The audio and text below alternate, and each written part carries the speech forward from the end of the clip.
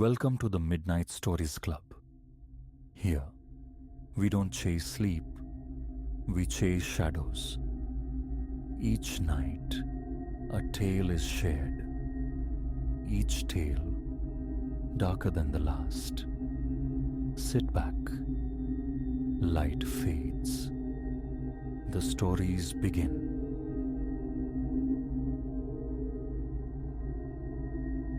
Mama, look, he's waving.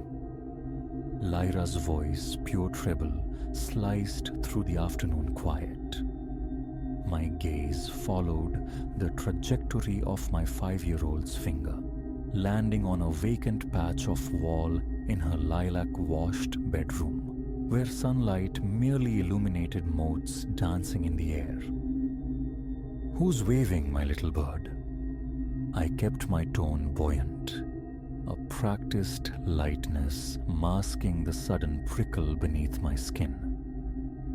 Lyra erupted in giggles, as though I'd uttered the most absurd thing.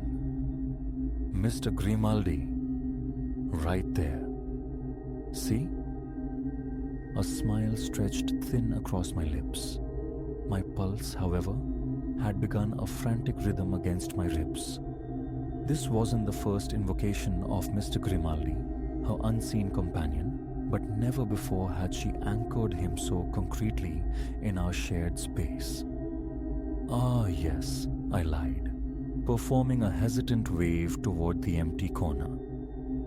Hello, Mr. Grimaldi. Lyra beamed, placated by this flimsy acknowledgement. Later, tucking the quilt beneath her chin, the disquietude remained. A heavy stone settled deep within me. It had begun subtly, perhaps a month past, shortly after we'd taken possession of this sprawling Victorian relic, all gables and shadows. Lyra, blessed with an imagination as vivid as stained glass, had conjured companions before. Natural, I told myself. A child's way of navigating the unfamiliar terrain of a new home. Yet, week by week, her descriptions of Mr. Grimaldi had accreted unsettling details. He was elongated, she'd whispered. Impossibly so. Taller even than Papa, possessing fingers like gnarled twigs and eyes that held the cold gleam of frost under moonlight. He emerged only with the dark, she confided, a keeper of the house's brittle, ancient secrets. Rationalization became my refuge. The move, the adjustment. Her mind was simply weaving coping mechanisms. But as I switched off the main light, leaving only the faint constellation glow of her nightlight, the feeling persisted. Something was intrinsically wrong. Sleep offered no escape that night. I drifted through fitful dreams, the image of Lyra's pointing finger etched behind my eyelids. Beside me, Silas slept the profound sleep of the untroubled, dismissing my anxieties as over-imaginative echoes of Lyra's own face. Then, somewhere in the deep velvet hours around 2, a noise startled me fully awake. Not the familiar groans and sighs of old timbers settling, but something else. A delicate, rhythmic tap-tap-tapping, emanating unmistakably from Lyra's room down the hall. My heart leaped into my throat. I slid from the bed, a ghost in my own home, careful not to disturb Silas.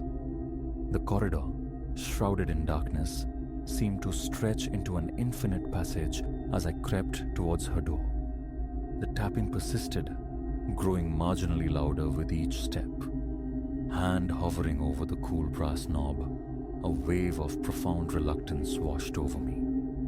Some primal instinct screamed against opening that door, against witnessing the source of the sound. But the fierce pull of motherhood eclipsed the fear. Slowly, deliberately, I turned the knob and eased the door inward. Lyra sat bolt upright in her bed, her eyes wide and unnervingly luminous in the dim wash of the nightlight, fixed on me. A smile touched her lips, but it wasn't her usual sunbeam grin. This held an unnerving, almost placid knowing. "Hi, Mama," she greeted, her voice eerily level. "Mr. Grimaldi said you were coming." My fingers found the light switch, plunging the room into stark, sudden brightness. Lyra blinked against the glare, yet the strange smile lingered. "Lyra, darling, what are you doing awake?" The tremor I fought to suppress vibrated in my question. She cocked her head, a listening posture. "Mr. Grimaldi says you're frightened," she stated. "Simple fact. He says you don't need to be. He's quite gentle." Forcing my feet forward, I entered the room proper, my gaze sweeping desperately across every corner, probing every shadow. Nothing.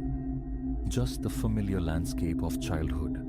Stuffed animals slumped in chairs, crayon drawings taped to the wall, the small bookshelf laden with stories. "Where is he now, Lyra?" I asked, playing the game while my thoughts churned with frantic, inadequate explanations. Sleepwalking.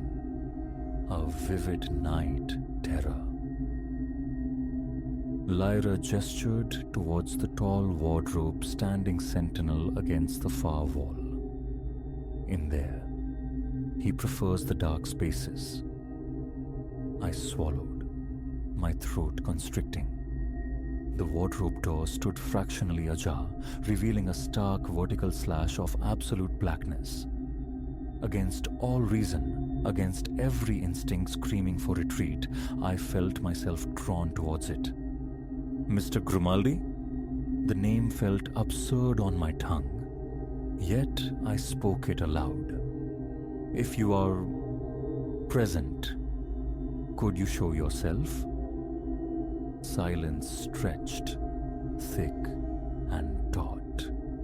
Just as a shaky sigh of relief began to form in my lungs, the wardrobe door groaned, inching open wider on protesting hinges. I recoiled, stumbling back a step, my heart hammering a violent tattoo against my ribs, threatening escape. "Lyra," I choked out, voice trembling. "Come here, darling. Now.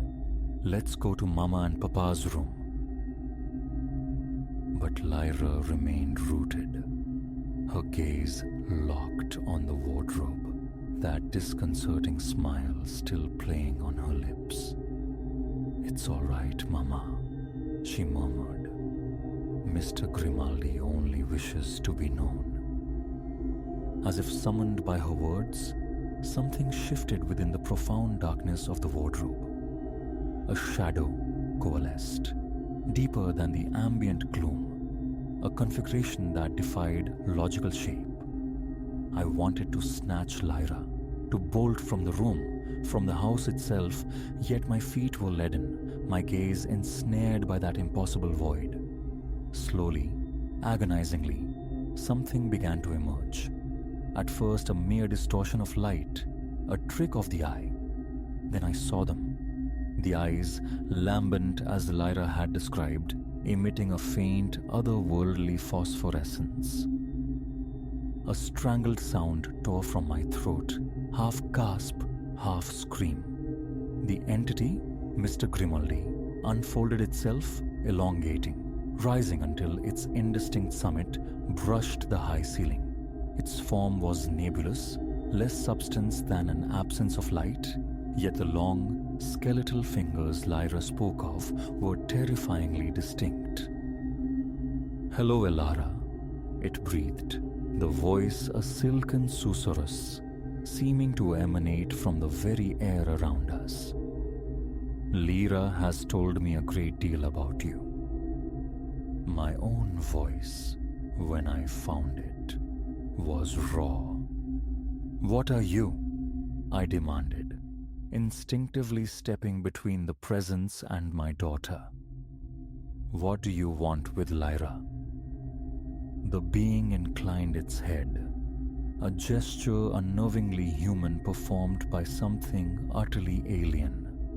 "Want," it echoed, the sound like dry leaves skittering across stone. "Want is not relevant. I am simply present." Lyra piped up from behind my legs, her small voice clear. "Mr. Grimaldi belongs here, Mama. He's always been part of the house." I risked a glance down at her, stunned by her utter composure before this apparition. Part of the house? What does that mean? Mr. Grimaldi drifted closer, its smoky form rippling. "Your child perceives the truth. I have inhabited this structure longer than your kind measures time.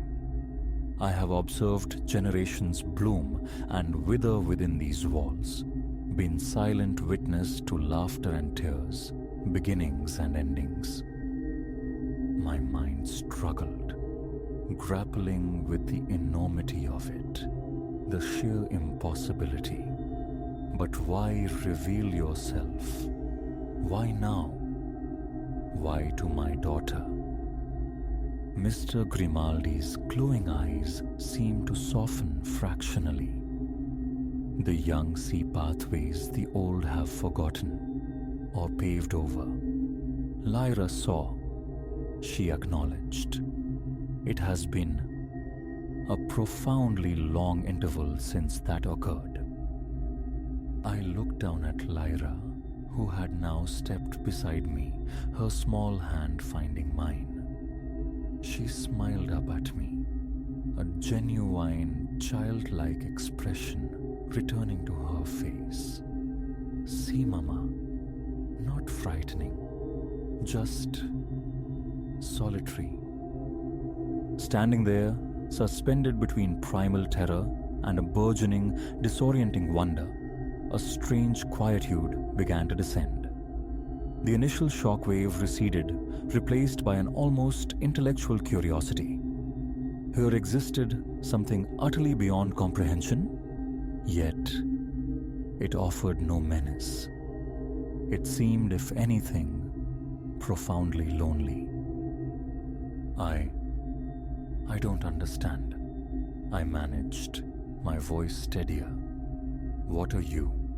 A spirit? A phantom?" A sound like rustling silk might have been a chuckle. Labels. Human frameworks for the frameworkless. I simply am. An awareness tethered to this place, cognizant of the life flowing through it. Lyra tugged my hand insistently. "Can Mr. Grimaldi stay, Mama? Please. His bedtime stories are the very best." My gaze shifted from my daughter's earnest face to the ethereal being before us. A powerful urge to flee still resonated deep within me, to gather our belongings and abandon this house to its secrets. But another impulse, growing stronger, urged me towards the unknown, towards fascination. If you remain," I articulated carefully, measuring each word, "you intend no harm, no interference." Mr. Grimaldi's form shimmered, conveying an impression of wry amusement. "Harm? No. I merely exist. I observe, to be perceived, to share passively in the warmth of habitation after so much silence. That is sufficient."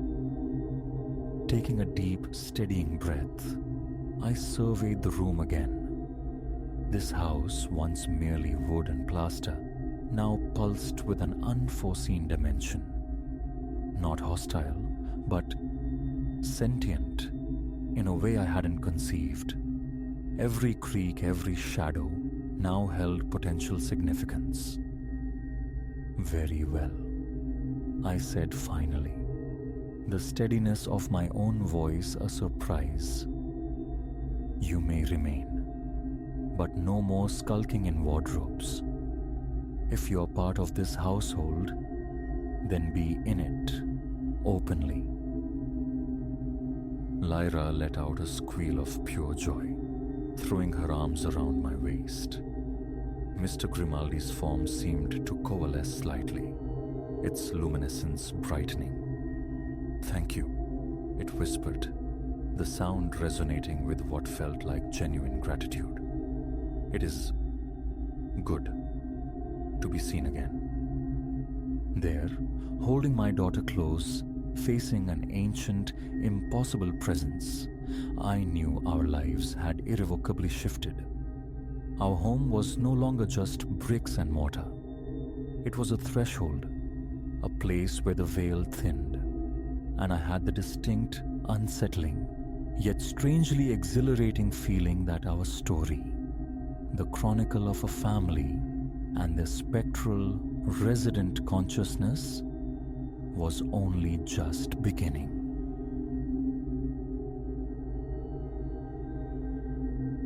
The instant my gaze fell upon them, I felt the delicate membrane of our perfect family idol begin to tear. There, etched against the seam where pale sand met the restless turquoise, stood 5 figures, men whose collective stare, sharp and unnervingly fixed upon us, sent a cold filament tracing down my spine. I tried to banish the sensation, turning back to the intricate sand ramparts my children were erecting, but the unease had already taken root, a dense knot tightening low in my gut. That fragile piece, meticulously curated for this coastal retreat, was poised to shatter into a desperate scramble for survival. It had begun, as these things often do, bathed in the light of aspiration. Ilara, my wife, and I had dreamed this escape into being over long months. One sun-drenched week, cocooned in a remote shore house, just the 4 of us, our son, Finn, and daughter Maya, insulated from the clamor of the world. The initial days unfolded like a languid poem. Mornings bled softly into afternoons filled with sandy skirmishes and architectural triumphs of wet grit. Evenings surrendered to the slow spectacle of the sun bleeding into the horizon from our weathered porch. But the 4th dawn brought a subtle dissonance. I was kneeling beside Finn, supervising the excavation of a grand moat, when they materialized at the beach's far curve. A tight constellation of men, their posture unnaturally taut against the relaxed sprawl of the coastline. Initially, I dismissed them. The shore was public domain, after all. Yet, as the hours drifted, their presence became a persistent, low hum beneath the day's gentle rhythm. They seemed tethered to our movements. Each time my eyes flickered towards the horizon, they were there, maintaining a calculated distance, yet their focus remained relentlessly trained upon our small family unit. "Leo, do you see them? Those men," I murmured to Ilara later, as the salty air cooled and we began gathering towels and buckets still damp from the sea. Her gaze followed mine, a slight furrow creasing her brow. "Yes, lingering quite a while, haven't they? Tourists, perhaps, admiring the view." I offered a nod, a weak attempt to absorb her plausible dismissal. But trudging back towards the sanctuary of our rented house, a prickling awareness crawled up my neck. They had shifted, paralleling our path along the dune's edge, silent shadows keeping pace. That evening, the porch lights cast long, dancing shapes as we ate. And there they were again, standing just beyond the property line, their forms barely discernible in the deepening twilight. Elara noticed my attention snag, her eyes following mine into the gloom. "Dear God," she breathed, the word catching in her throat. "Are those the same ones? From the beach?" My nod was heavy, grim. "I believe so."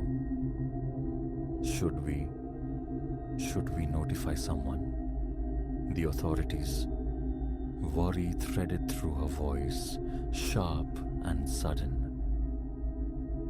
I paused, the absurdity catching me. What report could we make? That men were standing on a public beach, looking. It sounded flimsy, paranoid, even to my own ears. Let's just stay vigilant, I decided, the words feeling inadequate. Perhaps they'll move on by morning. But dawn arrived, and they remained, and the day after, an immutable presence, watching, waiting, a silent siege. Finn and Maya began to sense the shift, their small voices questioning the scary men who never seemed to leave. We strained to project normalcy, a forced gaiety overlaying a tension so thick it felt like static electricity against the skin. Our penultimate day brought the storm closer. We were sprawled on blankets, a picnic lunch scattered between us, when I saw them moving, purposefully closing the distance. A frantic drumbeat started against my ribs. Their faces, previously indistinct, sharpened into masks of grim resolve. "Elara," I said, my voice low but taut with command. "Take Finn and Maya back to the house. Go, now." She must have sensed the precipice we stood upon. She didn't question. Scooping up the children, herding them quickly off the sand, she cast anxious looks back over her shoulder. I rose, forcing a semblance of calm I didn't possess, as the quintet drew near. They halted mere feet away, fanning out slightly, hemming me in against the vast indifference of the ocean. "Is there something I can help you gentlemen with?" The question emerged steady, a small victory against the tremor threatening my voice. The central figure, taller than the rest, broad-shouldered, a jagged scar bisecting one cheek like a fault line, finally spoke. His voice was a low rumble, like stones grinding together. "We've observed you." "So I've gathered," I countered, striving for an even keel. Might I inquire as to the reason? He bypassed the question entirely. "You must depart. Now. Gather your family and vacate the premises." A flare of indignation burned through the chilling fear. "Excuse me. We have every right to occupy this space. This house is rented for the entire week." He advanced a single step, his gaze pinning me like an insect. "You fail to comprehend. This is not a suggestion. Consider it a final advisory. If your presence lingers here beyond tomorrow's sunset, repercussions will follow." Without another word, they pivoted as one and strode away, receding figures against the sand, leaving me rooted, my thoughts churning violently. I sprinted back towards the house, adrenaline flooding my system. Elara met me at the threshold, her face a canvas of pale apprehension. What transpired? What did they demand? She asked the moment I stumbled inside. I recounted the stark exchange, watching fear chase confusion across her features. "We have to call the police," she insisted, her voice regaining some strength. I nodded, already reaching for my phone, but a chilling counter-thought arrested my movement. "Hold on," I said, lowering the device. What if they are the authorities, or connected to something worse? Elara's eyes widened. "What are you implying?" "I don't know," I confessed, the uncertainty a heavy weight. "But this feels wrong, twisted. Why such vehemence to have us gone? Could there be something happening here? Something clandestine we've inadvertently stumbled upon?" The ensuing hours were a vortex of debate. One instinct screamed to flee, to put miles of road between my family and this poisoned paradise. Yet another, a persistent, perhaps foolish curiosity, yearned to understand the hidden current beneath the surface. As darkness fully claimed the sky, our decision solidified. We would remain, but not passively. We would fortify. Every stray item was brought indoors, doors bolted, windows latched. From the car, I retrieved the sturdy baseball bat I'd packed for impromptu beach games, its weight a small, solid comfort. The children were tucked into bed early, placated with promises of an early departure. Then Elara and I began our vigil, taking shifts, peering through slivers in the blinds into the oppressive blackness, nerves jangling at every creak of the old house, every sigh of the wind. It was during my watch, near the nadir of the night around 2 a.m., that I saw them, beams from flashlights, slicing through the dense foliage bordering the property. My heart vaulted into my throat. "Elara," I hissed, shaking her awake with urgent hands. "They're here." We moved with frantic efficiency, pulling the children from their sleep. Finn and Maya, disoriented and drowsy, absorbed our palpable fear and remained blessedly silent. "We are playing a secret game," Elara whispered, her voice a strained imitation of cheerfulness. "We have to be utterly silent, understand?" Downstairs we crept, my knuckles white around the bat's handle.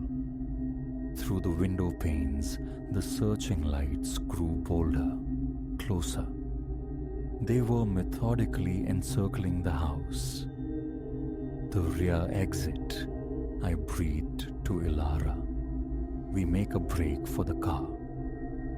She nodded, her arms a protective cage around the children. Drawing a ragged breath, I eased the back door open, the cool night air rushing in, smelling of salt and imminent danger. We slipped outside, the sandy ground muffling our footsteps. The car was agonizingly close when a sharp cry split the night. "There they are!" Light beams pinned us. The unmistakable sound of pounding feet on sand erupted behind us. "Go!" I roared, shoving Elara and the children towards the vehicle. "Get inside. Drive." Elara's hands scrabbled, shaking violently as she wrestled with the keys.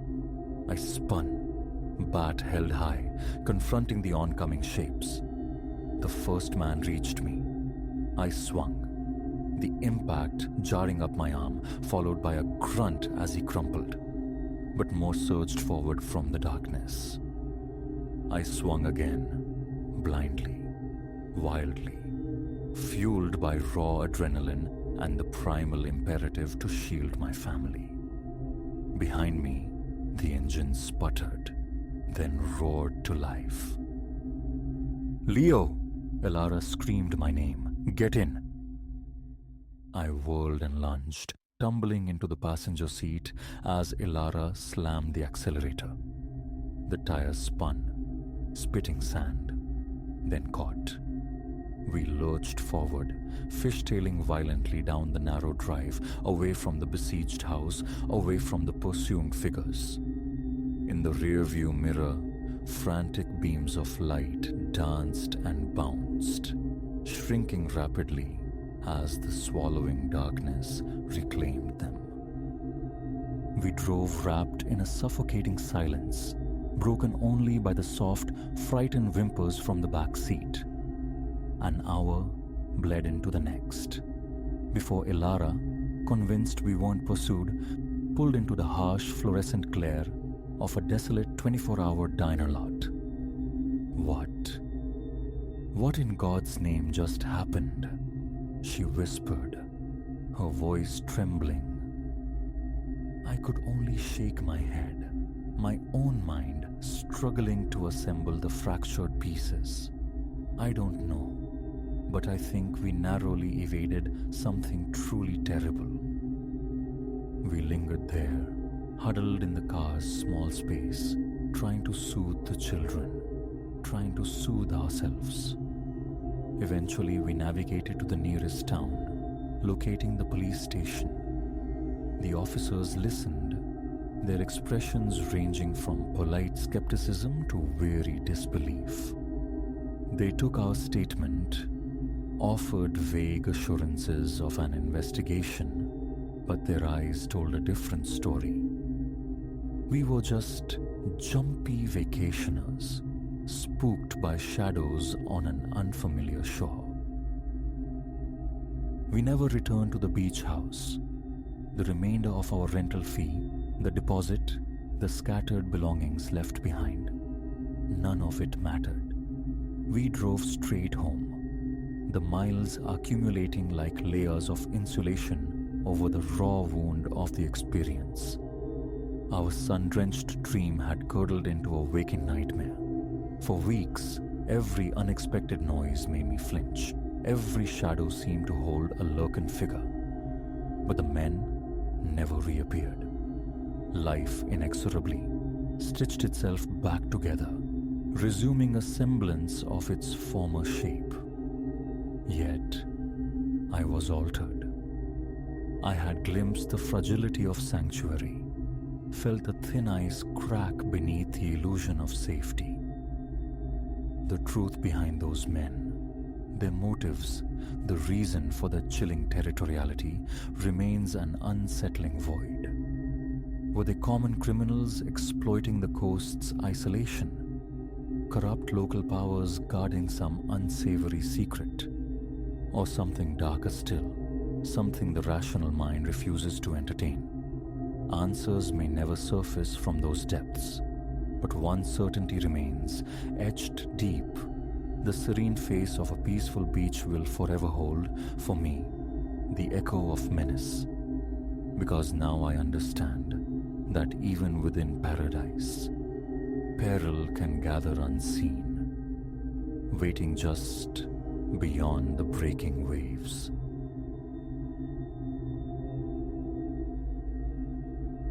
Only when the thing hunting me began to speak, mimicking human words with chilling precision, did the true, unimaginable nature of my peril become clear. This pilgrimage into solitude, my solitary trek intended to soothe a frayed mind, had warped violently into a desperate flight from an inexplicable predator. Had I but heeded the oblique warnings of the townsfolk, their murmurs about venturing too far, too alone, into those deep woods. My name is Silas. Until a week ago, I was just another soul frayed by fluorescent lights and spreadsheets, yearning for an untamed horizon. A week's leave, a solo expedition into the vast green heart of the Appalachian Range. That was my prescription. Mosquitoes, perhaps a black bear rummaging with idle curiosity. These felt like the apex predators of my anticipated troubles. Reality, however, harbored teeth far sharper. The initial 48 hours delivered precisely the balm I sought. Tranquil treks through sun-dappled, viridian tunnels of forest.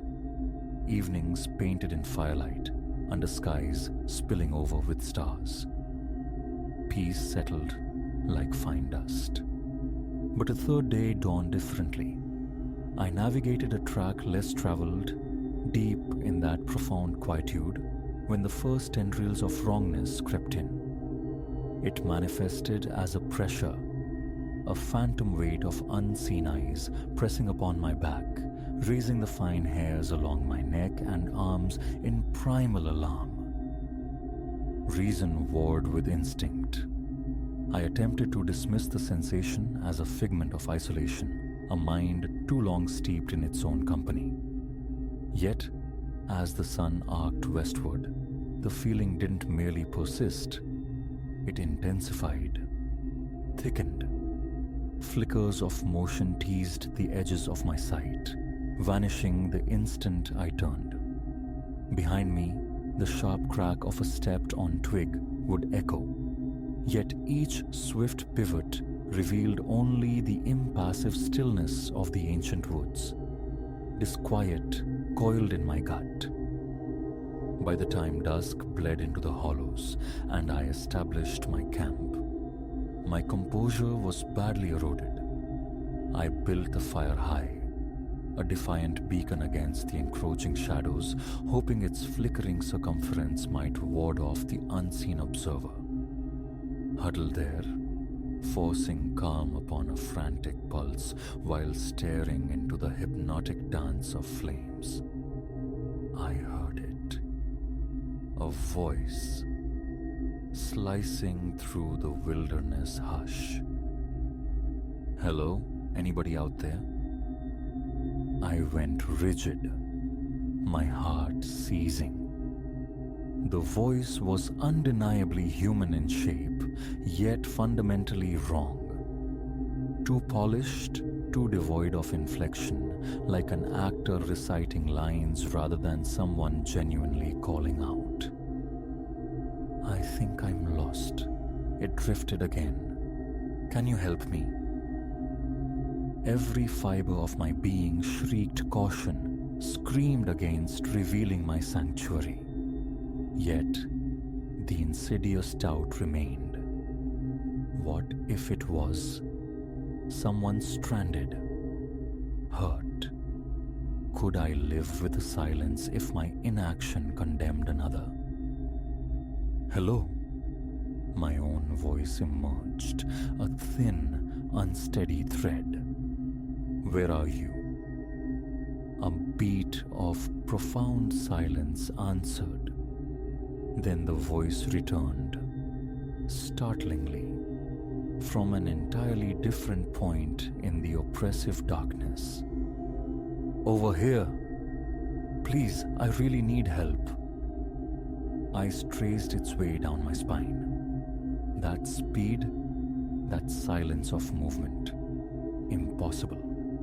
I scrambled upright, sweeping my flashlight's beam in a frantic arc around the camp. The light carved cones through the gloom, illuminating textured bark and dense undergrowth, but yielded no sign of another soul. Where? I shouted louder this time. I can't see you. And then it came.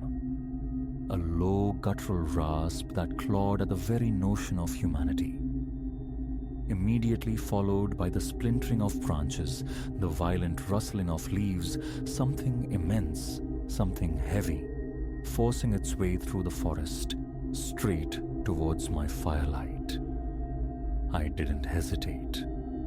Snatching my pack, I plunged into the black embrace of the trees, raw terror lending wings to my feet. I blundered through the tangled understory, unseen branches lashing my face, fleeing blindly into the suffocating night. Pursuit thundered close behind, the unseen mass crashing through the undergrowth with impossible velocity. Then came the ultimate violation. My own words, stolen moments before, hurled back at me from the pursuing darkness. "Wait," it called, perfectly mimicking my earlier plea. "Where are you? I can't see you."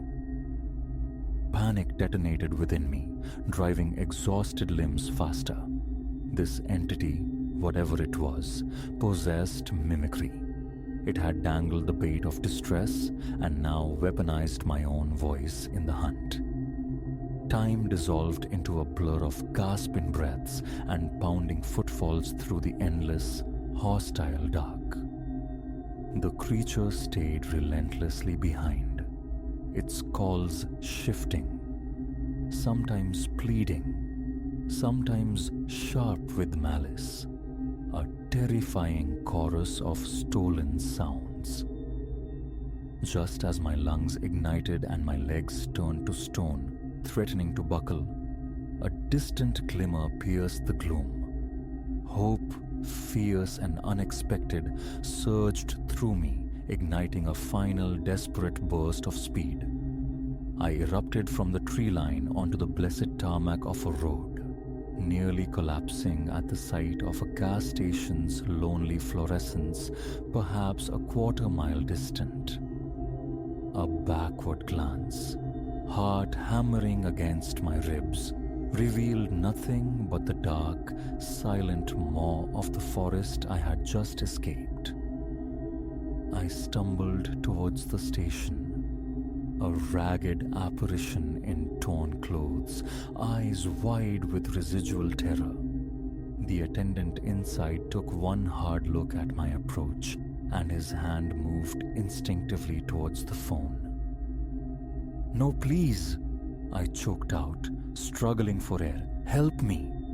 Something's in those woods. Something unnatural." His hand hovered.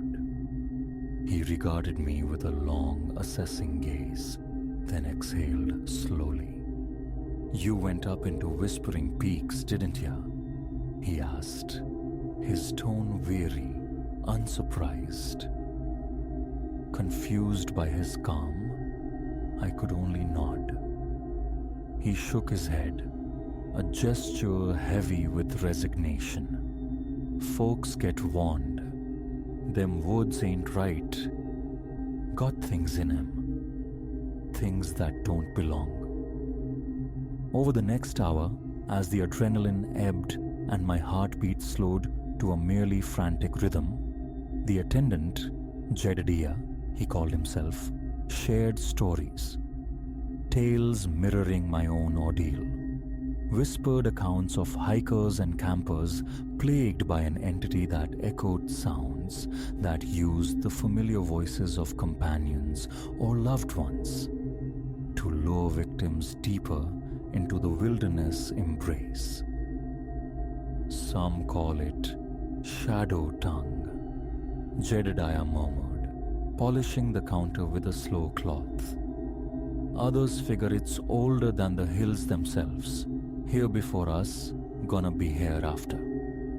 All I rightly know is, them that go looking too hard seldom find their way back out." I remained within the sterile safety of the gas station until dawn painted the sky, too deeply unnerved to venture out. Even retrieving my car from the trailhead later that morning felt fraught with peril.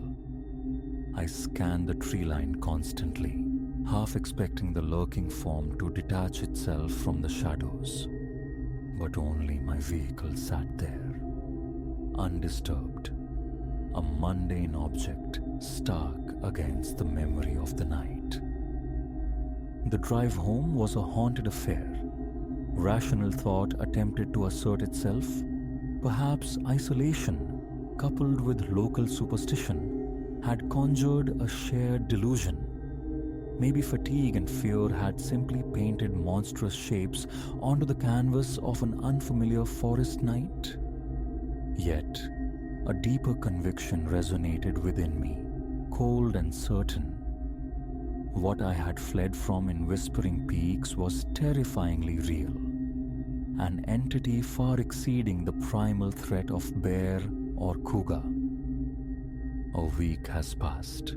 The sensation of being watched clings to me like damp cloth. In the dead hours of the night, faint sounds sometimes drift from beyond my window. Fragmented whispers, phantom cries for help, and most chillingly, echoes of my own voice, adrift in the darkness.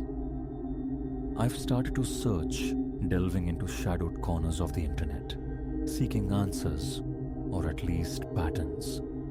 Countless narratives echo my own. Hikers stalked by a vocal chameleon, campers tormented by familiar voices calling from the deep woods. Cryptid, some speculate. An anomaly bleeding through from another reality, others posit. Yet, definitive knowledge remains elusive. What is it? Why does it hunt? Why does it mimic? One truth has solidified. I will never again seek solace in the wilderness alone. The solitude I once desperately craved now feels menacing, pregnant with the potential for unseen, unknowable horrors. Every unexpected noise, every time my name is called across a distance, a spike of cold fear pierces me. Is it truly them? Or is it the thing from the forest, its hunt ongoing, patiently waiting to ensnare me again, to add my voice permanently to its ghastly collection? There are no neat conclusions, only gnawing questions and a residue of profound dread. But this much I understand. Darkness holds more than just the absence of light. It holds things ancient, things hungry, things that defy our neat categorization of the world. So should you ever find yourself deep in the wild places and hear a desperate voice pierce the silence, hesitate. Consider carefully before you answer. It might not be human distress reaching out. It might be something else entirely, listening, learning, and eager to make your voice its own. And once it possesses that, what terrors might it speak?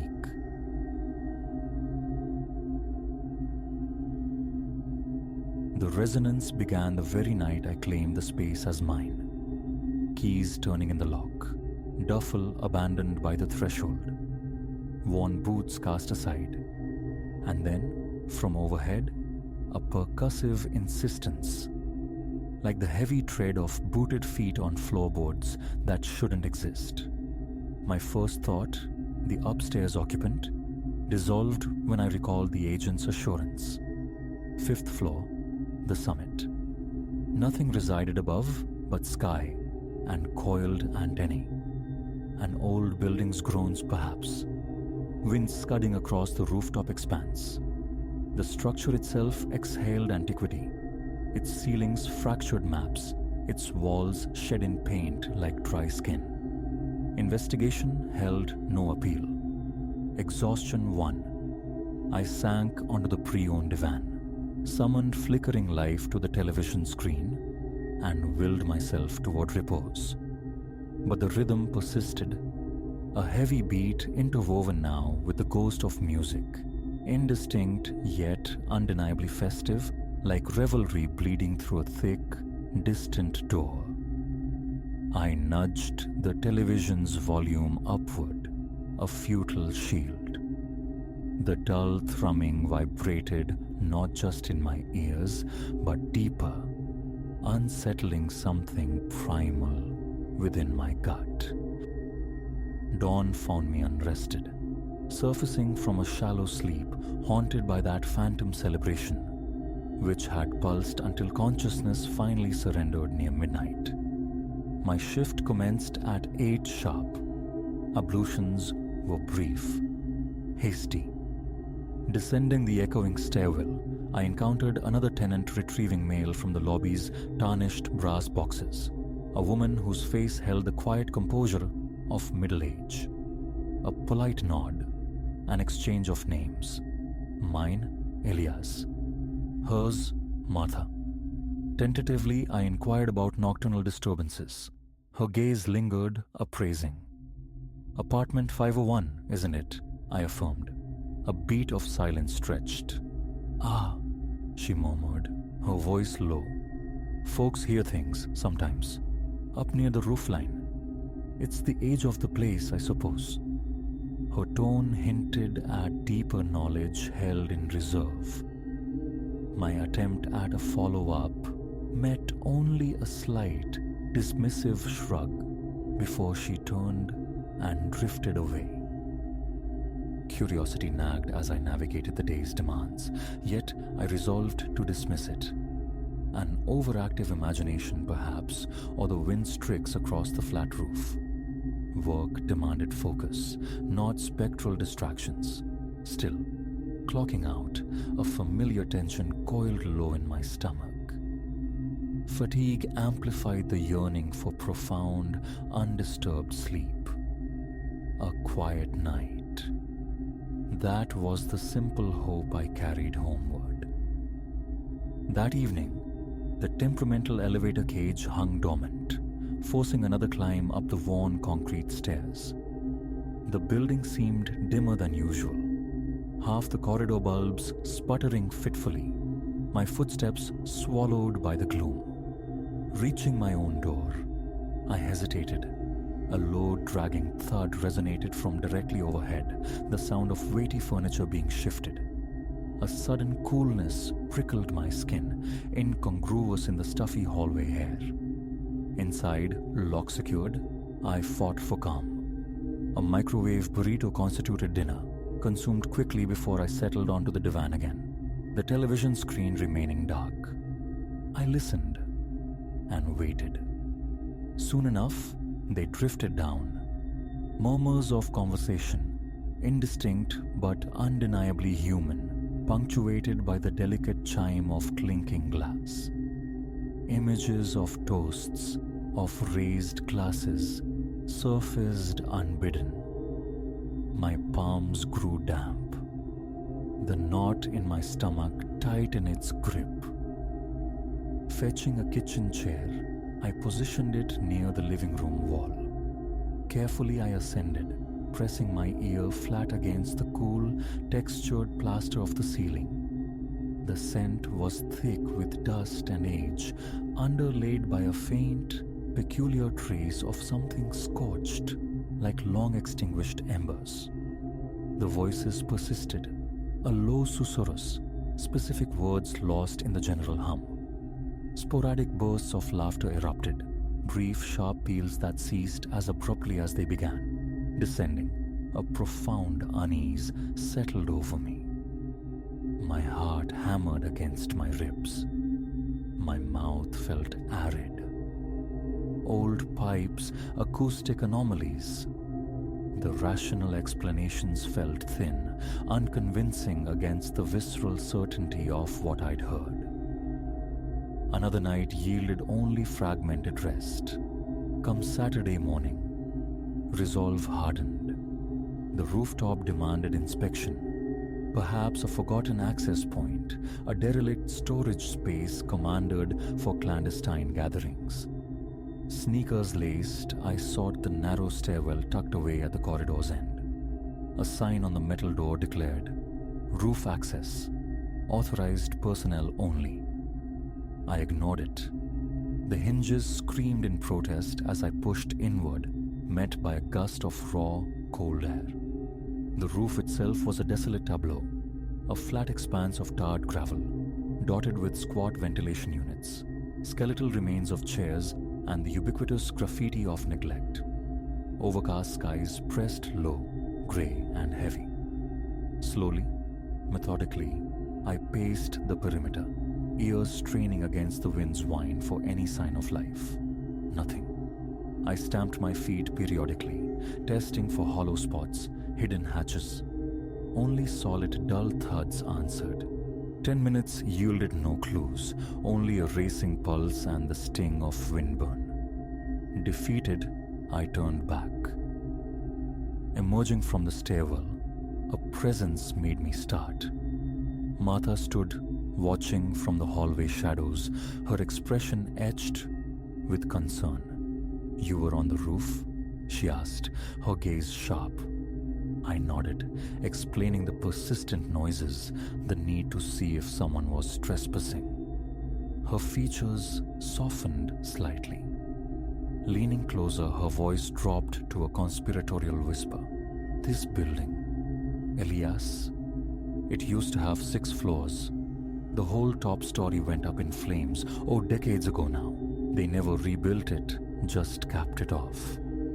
But," she paused, her eyes holding mine, "some say the party never really stopped." Her words struck like a physical blow, a jolt straight to my core. Had she heard it? A slow nod confirmed it. Sometimes, late, you catch it. Laughter, glasses, that old-time music, like a loop playing over and over. She worried at a loose thread on her sleeve, glancing nervously down the dim corridor. "Look, I don't know if you go in for that kind of thing, but believe me, you're not the first tenant in 501 to hear it. I've been here 15 years.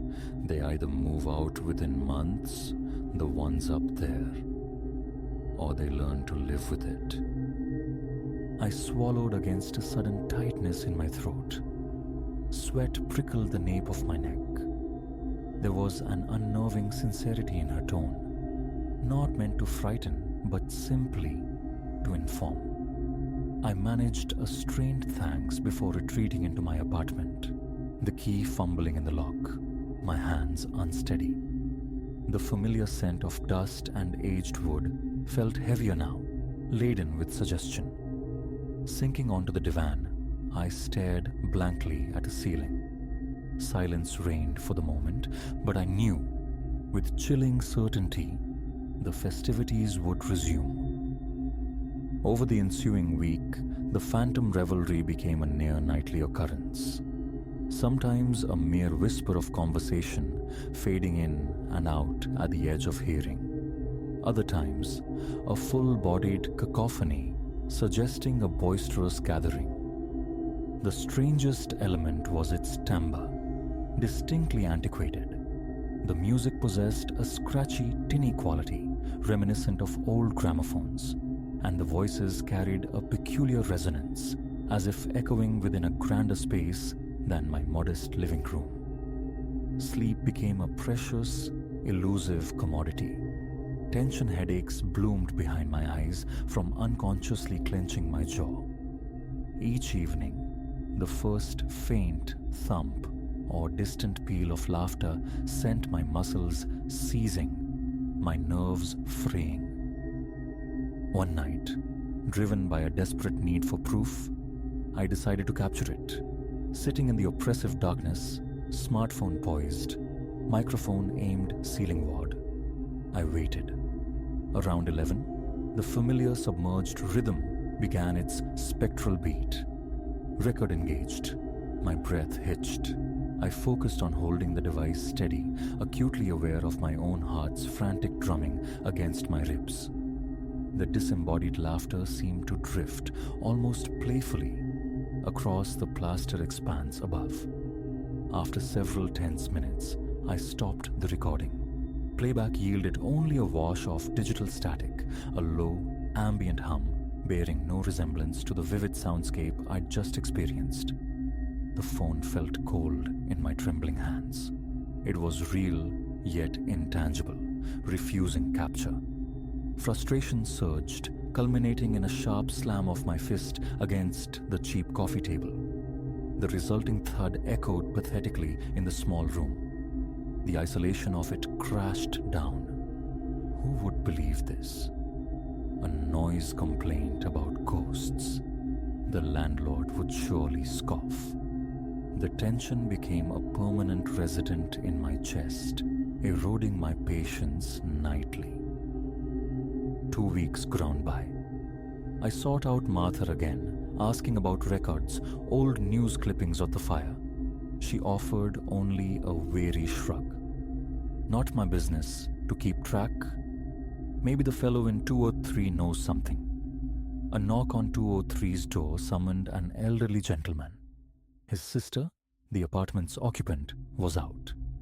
Politely, I broached the subject of the building's history. He invited me into a living room, steeped in the comforting aroma of aged paper and brewed coffee. Yes, he confirmed, the top floor had burned. Late 50s, he thought, faulty wiring, gutted completely. The owners chose truncation over restoration, leaving 5 floors where 6 had stood. Casualties? He didn't mention any. Had he heard things? A long pause, then a measured look. I have, he admitted quietly. But I keep to myself. Rent's reasonable. Best not to stir things, you understand. Back in my own space, I stood by the window, watching the city lights glitter against the velvet dark. A cool breeze whispered through the gap, but my mind remained turbulent. The weight in my chest felt leaden. Rationality warred with the undeniable sensory evidence. Ghosts, echoes trapped in time. The sounds were real enough to steal sleep, to dull appetite. Some nights, sustenance was merely a glass of water before an early, hopeful retreat to bed, praying the revelry wouldn't commence before midnight. Then came a Saturday night when the sounds escalated, achieving a terrifying new clarity. I was at the small dining table, listlessly turning magazine pages, when the ceiling directly above erupted with a sudden, violent thump, as if a crate had been dropped from a height. I jolted, chair legs scraping harshly against the floor. My pulse roared in my ears. Slowly, deliberately, I rose. The familiar elements followed, but amplified. The muffled chorus of voices, the sharp clinking, and then, startlingly distinct, a jaunty, upbeat tune pouring down as if from a speaker embedded just inches above the plaster. I moved to the center of the living room, head tilted back, staring upward, breath catching in my throat, shallow and erratic, waiting.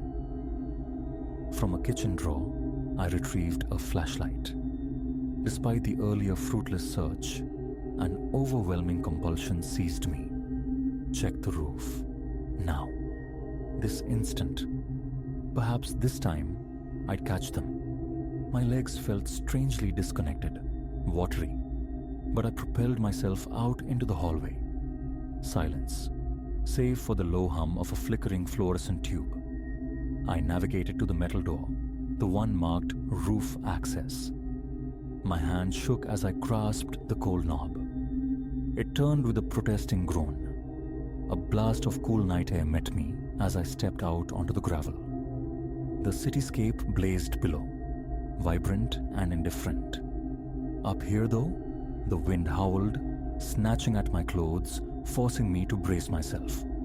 Flashlight beam cutting a nervous swath across the darkness, I scanned the familiar desolation. Broken furniture husks, scattered debris, dark patches of standing water. No music, no voices, no party. I advanced toward the center, navigating around vents and low pipes, the flashlight's beam trembling on the cracked, uneven surface. Reaching the area directly correlating to my apartment below, I stopped, listened intently. Only the wind answered, whistling past my ears, a lonely, desolate sound. My heart hammered, my breathing remained ragged.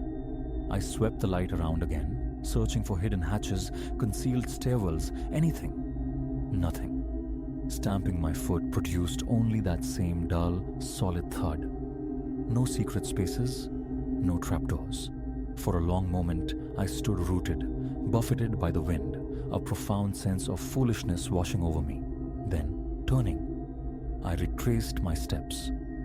Back inside my apartment, the silence was absolute, broken only by the refrigerator's low drone. I collapsed onto the divan, utterly spent, muscles aching, head throbbing in time with my pulse.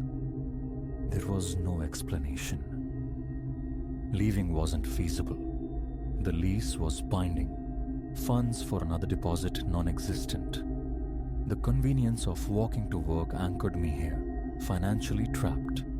And so, in the weeks that followed, a strange, unsettling equilibrium established itself. The noises persisted, an erratic haunting, sometimes skipping nights, sometimes startling me from sleep at 3 a.m. with a sharp burst of spectral laughter. Other nights, I'd sit rigidly at the table, anticipating the first telltale thump. Headphones blasting white noise offered partial reprieve, yet the vibrations often seeped through, a physical reminder. Each recurrence ignited the familiar panic, the frantic heartbeat. I ceased questioning Martha. She'd shared all she knew or dared to. Mr. Abernathy remained politely evasive.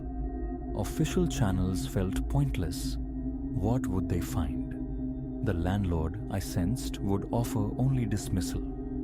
Slowly, painstakingly, I began the work of intentional ignorance. Some nights, I could almost persuade myself it was merely the eccentric symphony of an old structure settling. But a deeper knowledge remained. This was something else. The origin of the noise remained elusive, the phantom sixth floor yielding no physical evidence. All that remained was the sound itself, the clinking crystal, the distant murmur of bygone conversations, the scratchy, insistent music of a party unbound by time. Even now, returning late, the faint, familiar thud sometimes greets me before my key even meets the lock. My heart still leaps, the tendrils of old red tightening the grip.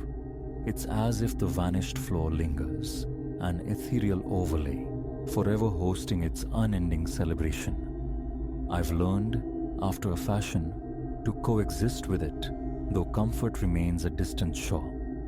It's just echoes, I tell myself, of phenomena beyond my grasp. For now, I remain, navigating the tense nights, the hollow echo in my own chest, mirroring the revelry above. It's not peace, but it is my reality. And each night closes with the same silent question. Will the party upstairs ever end?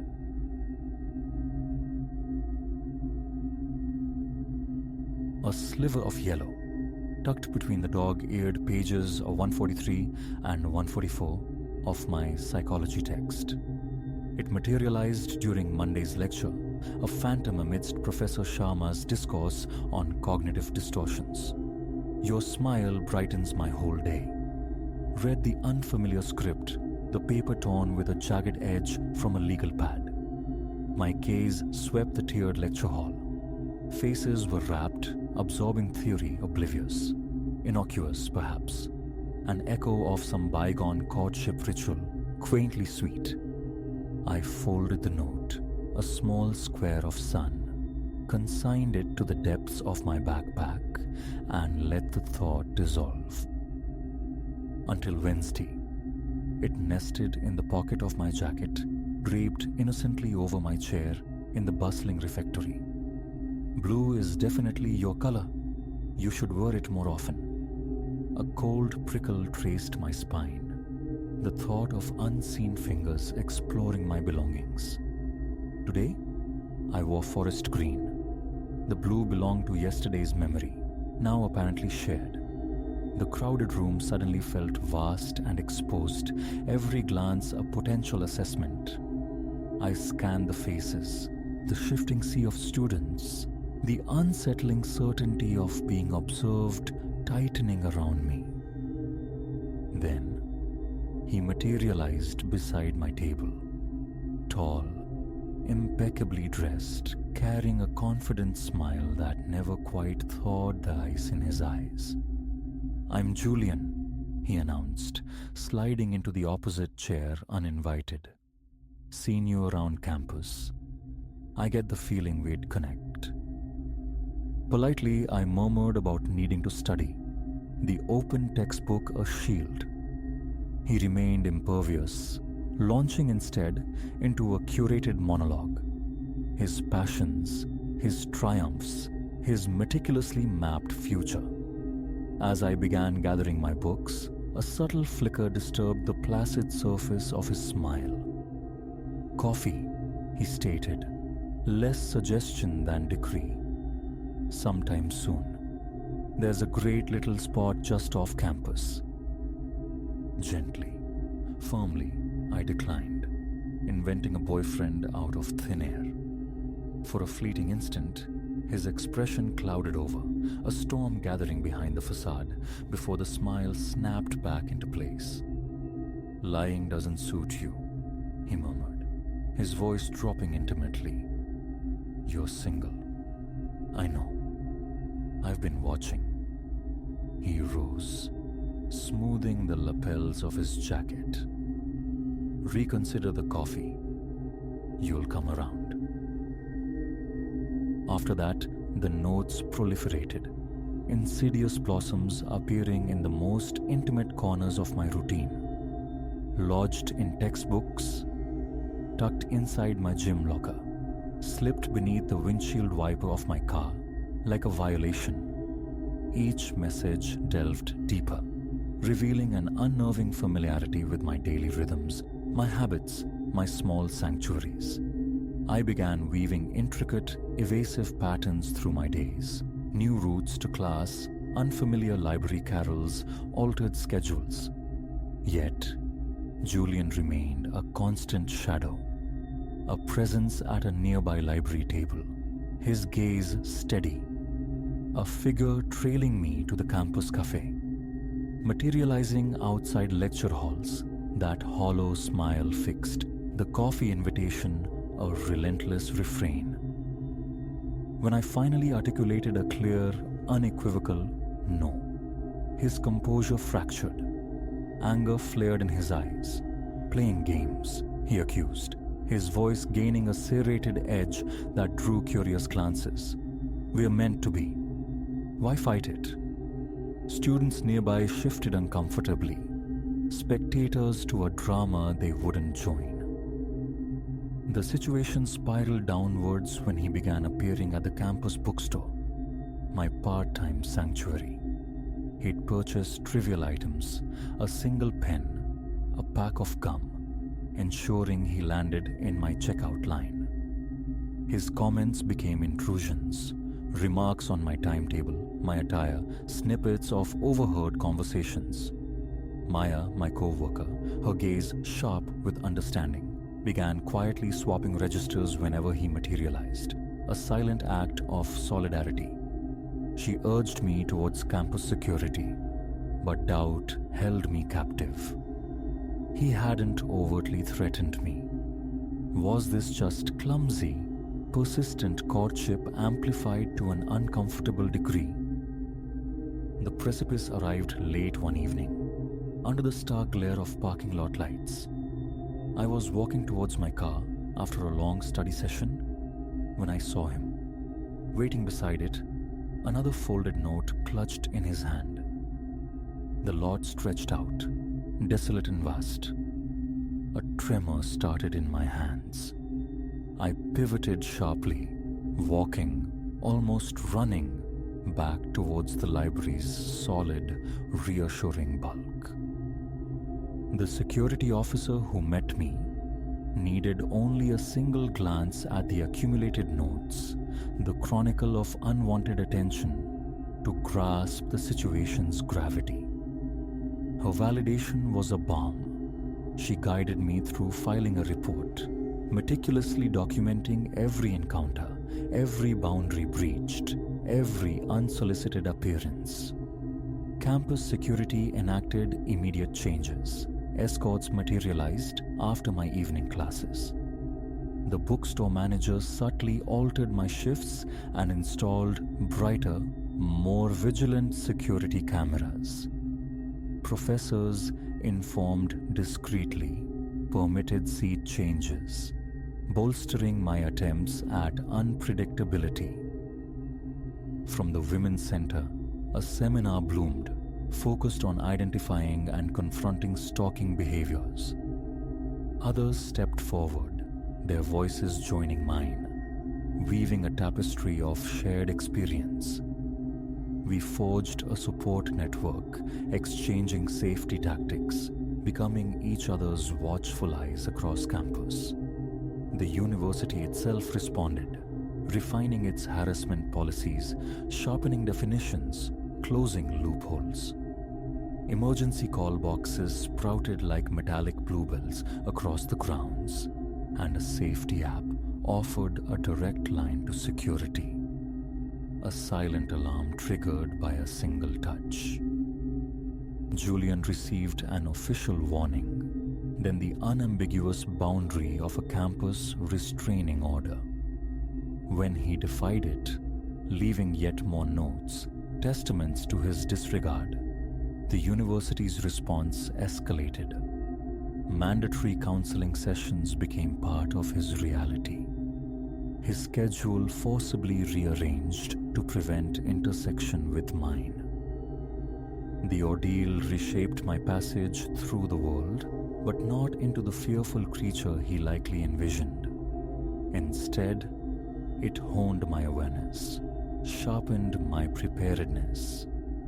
Self-defense classes taught me more than physical maneuvers. They offered psychological anchors, strategies for asserting boundaries with unshakable resolve.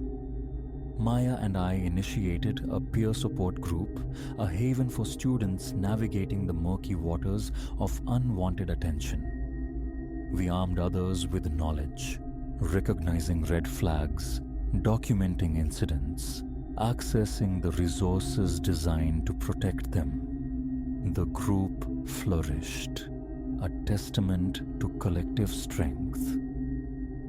The campus newspaper dedicated a series to personal safety and mutual respect, amplifying the narratives of students who had faced similar shadows.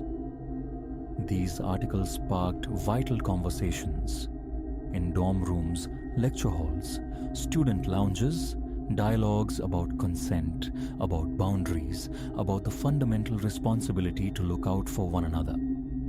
Just last week, a first-year student sought out our group, trembling from the persistent pursuit of another student.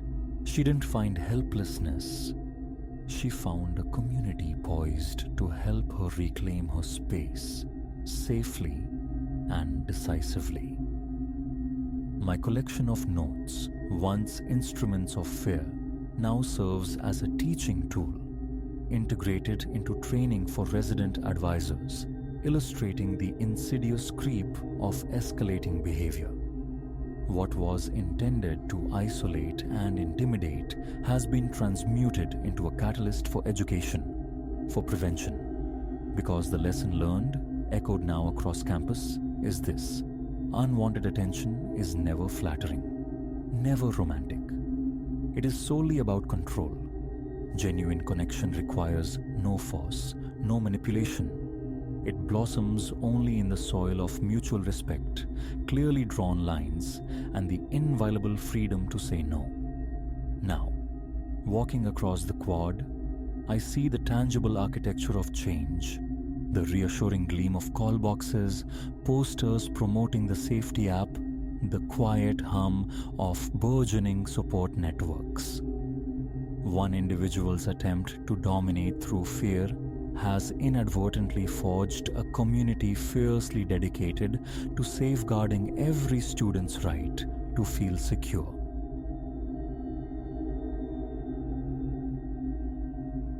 Sleep shattered on my second night within those new walls, fractured not by dream, but by a brutal concussion against the plaster beside my head. A heavy, rhythmic thudding resonated, delivered in staccato bursts, pause, then again. My heart became a frantic drummer against my ribs. Fumbling, I ignited the bedside lamp, its sudden glare banishing shadows but not the sound. Silence briefly fell, a held breath before the assault resumed, undeniably inside the wall, as if some terrible force struck the concrete heart of the building. I slid from the sheets, bare feet hesitant on the cool floorboards. Toward the source I crept, palm outstretched, pressing flat against the painted surface. A distinct vibration pulsed through my hand, intimate and wrong. I snatched my hand back, staring at the inert plaster as if it had burned me. What recourse existed at 2 a.m, adrift in this unfamiliar structure? Alone, knowing no one, the thought of summoning police for phantom impacts felt absurd, exposing. Defeated, I retreated to bed, attempting sleep beneath the persistent battery. For an hour, it hammered, then gradually attenuated, leaving me wide-eyed, charting constellations on the ceiling, praying for the absolution of dawn. This apartment represented a deliberate severance, a yearning for the immaculate slate. Situated in a kinetic artery of the city, the building itself projected an aura of stolid reliability, its corridors freshly anointed with the scent of paint. My 6th floor unit faced a courtyard perpetually starved of sunlight. The rent, however, felt equitable, and the manager, a Mr. Henderson, had seemed accommodating enough during the initial viewing. No immediate specters of trouble haunted that first visit. The layout pleased me. Compact, certainly, but boasting a functional kitchen and a living area sufficient for a modest sofa and screen. The bedroom, though narrow, felt adequate.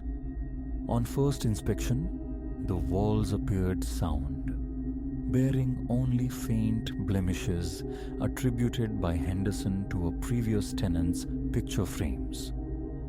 I accepted this readily. Only days later did the apartment's peculiarities begin to bleed through the mundane. I was establishing a rhythm, return from work, assemble a simple meal, lose myself in televised narratives. Then, one evening, my gaze snagged on deeper incisions scarring the living room wall near a corner. They weren't random. They formed a disquieting pattern, vaguely circular. Furniture damage from the move-out, I reasoned initially. Leaning closer, I traced the grooves with a fingertip. They felt sharp, purposeful, like plaster gouged with a metallic point. Above them, spectral words hovered, smudged into near illegibility.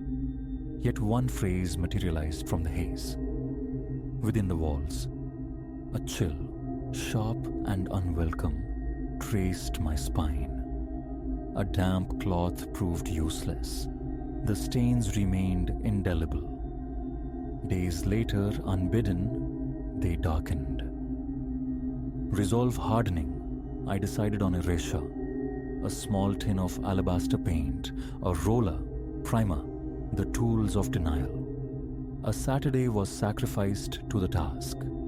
Preparing the surface, applying coat after meticulous coat, I watched the offending marks surrender a pristine white.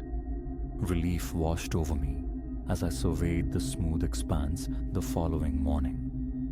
But tranquility was fleeting. 2 nights hence, rising for water near midnight, I flicked on the living room light. They had returned, resurrected.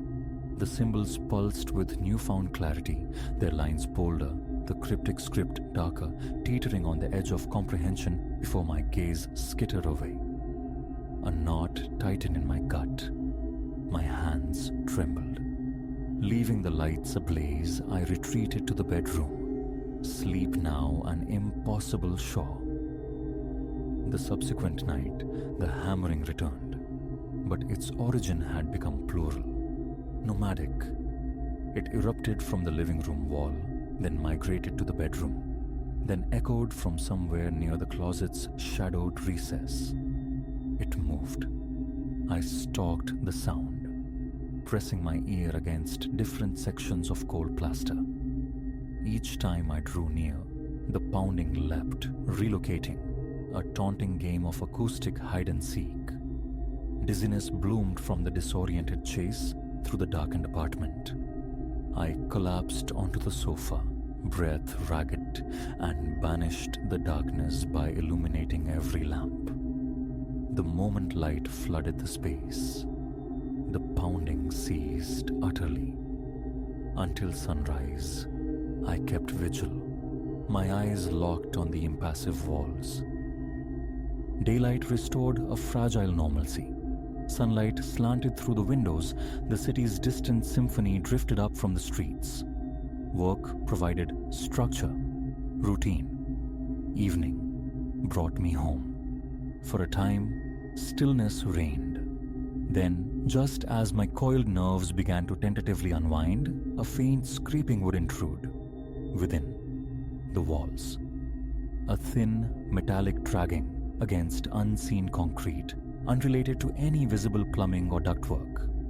I'd stand motionless, straining to pinpoint its locus, but it remained elusive, diffuse. My pulse would quicken. A constant gnawing apprehension became my unwelcome companion. The nights devolved further. Peripheral flickers danced at the edge of vision.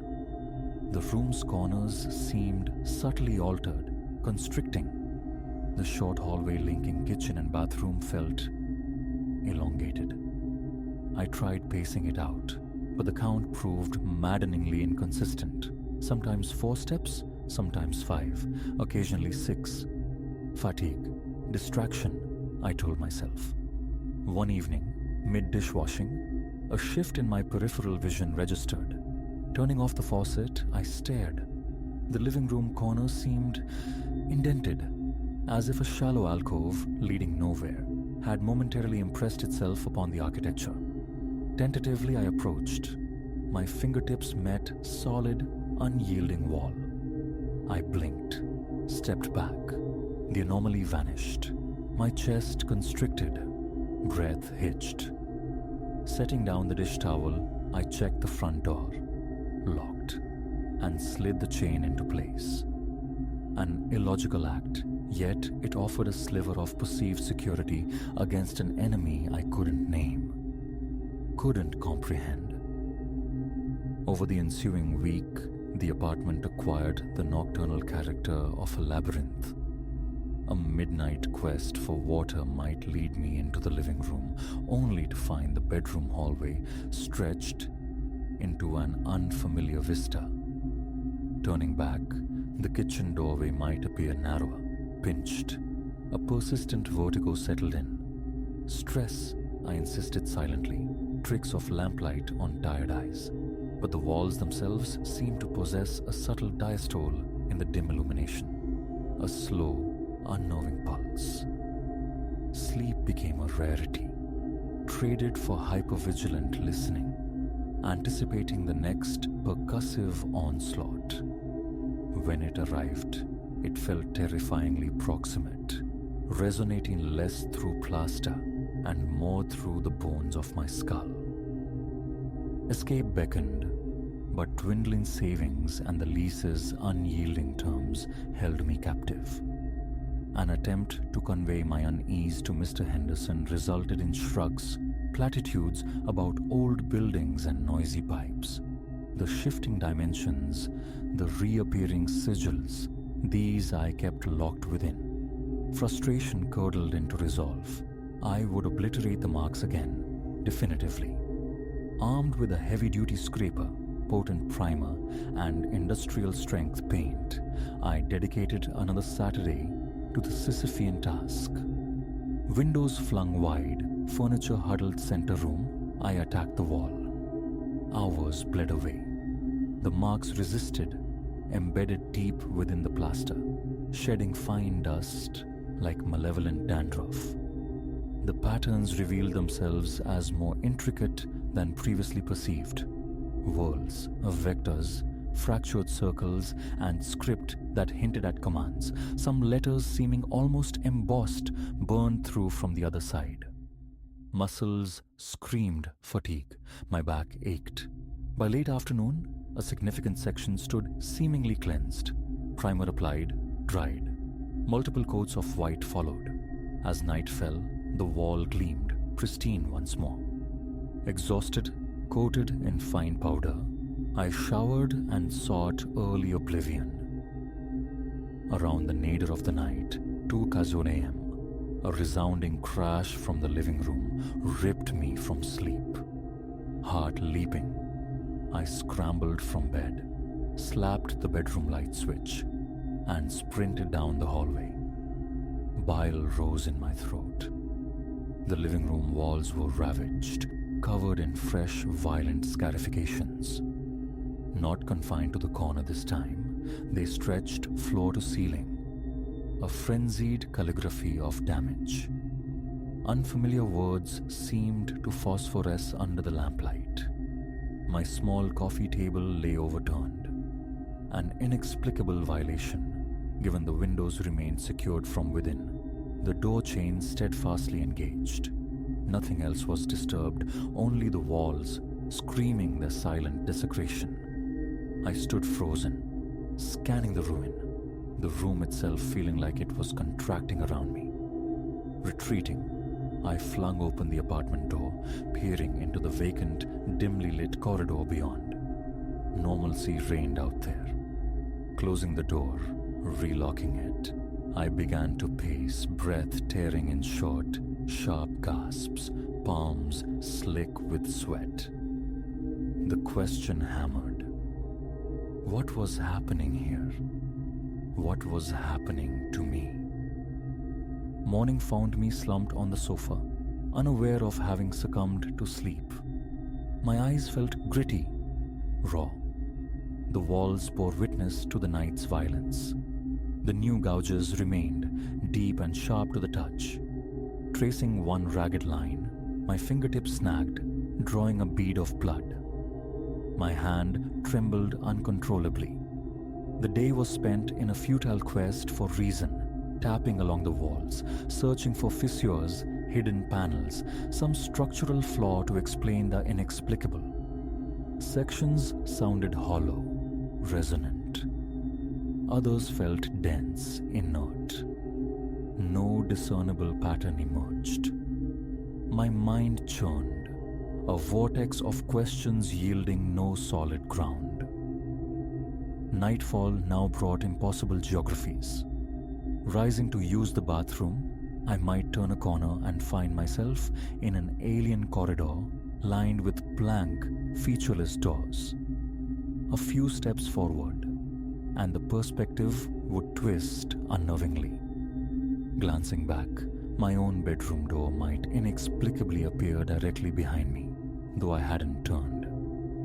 Muscles clenched, scalp prickling, I'd navigate these phantom spaces only for another few steps to deposit me abruptly back in my own living room. Legs shaking. The disorientation was profound.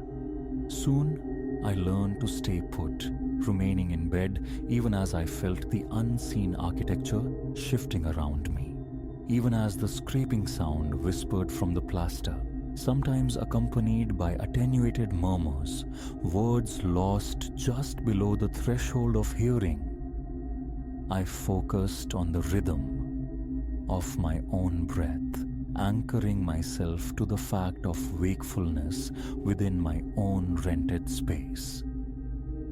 On desperate evening, I resolved to flee, mid-torment. Shoes on, coat grabbed, I reached the front door. Unlocking the chain, pulling it open, I stepped out. The external hallway yawned, impossibly vast. The elevator sign, usually mere paces away, seemed leagues distant. The walls stretched uniformly in both directions. Walking toward the elevator, my chest tightened, air growing thin. The sign remained stubbornly equidistant. Panic flared.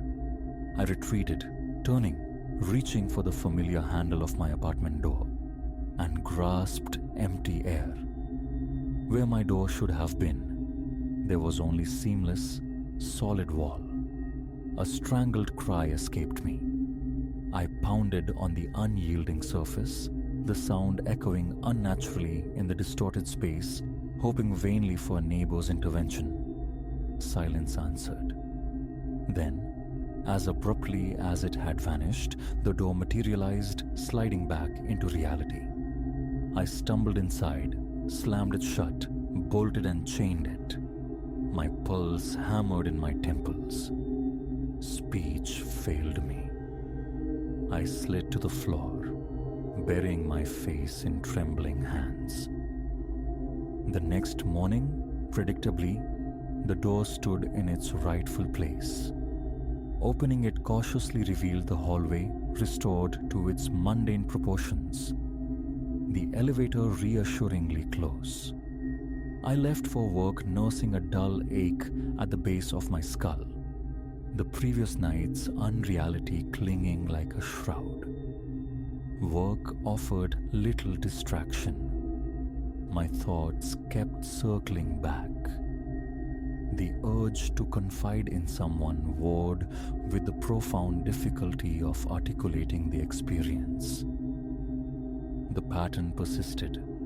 Nocturnal pounding, scraping whispers, walls warping the moment darkness fell. I frequently woke drenched in sweat. The living room bore ever deeper wounds, the cryptic phrases becoming marginally clearer, though never fully decipherable. Sleeping with the lights on became standard practice, a meager defense. The illusions persisted, albeit slightly blunted by the constant glare.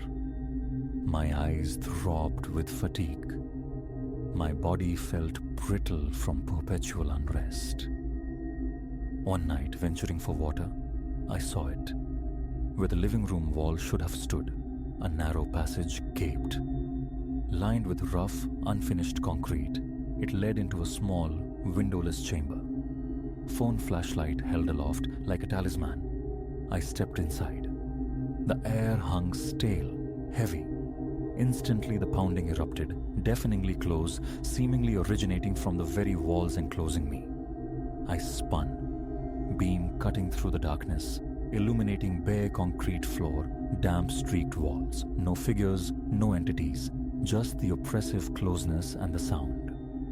My own breathing roared in my ears. Then, in the space of a blink, the passage sealed itself. I stood again in my familiar living room, flashlight beam painting a circle on the ordinary white wall. That was my final foray into those impossible annexes. Now, when the hammering commences, I remain stationary, anchored to the sofa or confined to bed. I practice stillness. The lights burn through the night. Sometimes the assault ceases early. Other nights, it endures until the grey promise of dawn. The walls remain scarred, accumulating fresh wounds. Painting them is a forgotten folly. Mr. Henderson remains an unbreachable wall of disbelief. Silence is my strategy now, coupled with meticulous planning for my departure when the lease expires. Until that day, I endure, night by agonizing night, a reluctant audience to the apartment's secret life, waiting for morning. A chilling thought sometimes surfaces. Perhaps the walls desire my exploration, beckoning me deeper into those hidden rooms, those twisting corridors. It's a summons I have resolved to ignore. I cannot fathom what resides back there, and discovery holds no appeal. I will coexist with the pounding, the shifting perspectives. It is the only path through the nights. Morning will come, I remind myself. Morning, when the apartment grudgingly reassumes its proper shape, however fleetingly, before darkness redraws the map once more.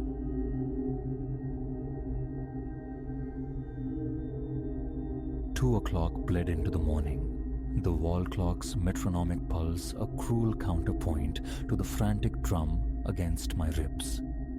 This graveyard shift at the Alibi Diner, nickel trim gleaming under pale fluorescence, turquoise vinyl cracked like old smiles, was meant to fund textbooks, not embroil me in shadows deeper than the coffee I poured. My name is Silas, 22, navigating the labyrinth of psychology by day, slinging hash by night. Tonight, though, the usual quiet hum of sleepless truckers and third shift ghosts had curdled. Something venomous coiled in the corner booth. The night itself had been dragging anchor until midnight chimed them in. 4 figures, silhouettes sharp against the rain-slicked street outside. Not the usual flannel and denim crowd. These men wore their clothes like armor, their quiet intensity radiating outwards, instantly souring the diner's stale air. They claimed the rearmost booth, a dark constellation of whispered words falling into abrupt silence whenever my shadow stretched near, with the coffee pot alongside Sal, our stoic cook, rattling pans in the kitchen's greasy heart. Curiosity, that treacherous cat, clawed at my resolve to remain oblivious. Fragments drifted over the clatter of cutlery, sharp and cold. Package lands dockside, tomorrow dark, rasped one, a jagged scar carving a pale path down his cheek. Let's call him Kane. A younger one, jittery as static, countered, but the blues, if they sniff this is heavy, Kane. Heavier than before. Kane's reply was flat, devoid of inflection but heavy with implication. Loose threads get snipped, clean. My blood went glacial. Heist? Contraband? The words hung, barbed and ugly. The counter, already gleaming, received another pointless wipe down, while my thoughts pinwheeled. Dial 911, invite disaster upon myself if they noticed.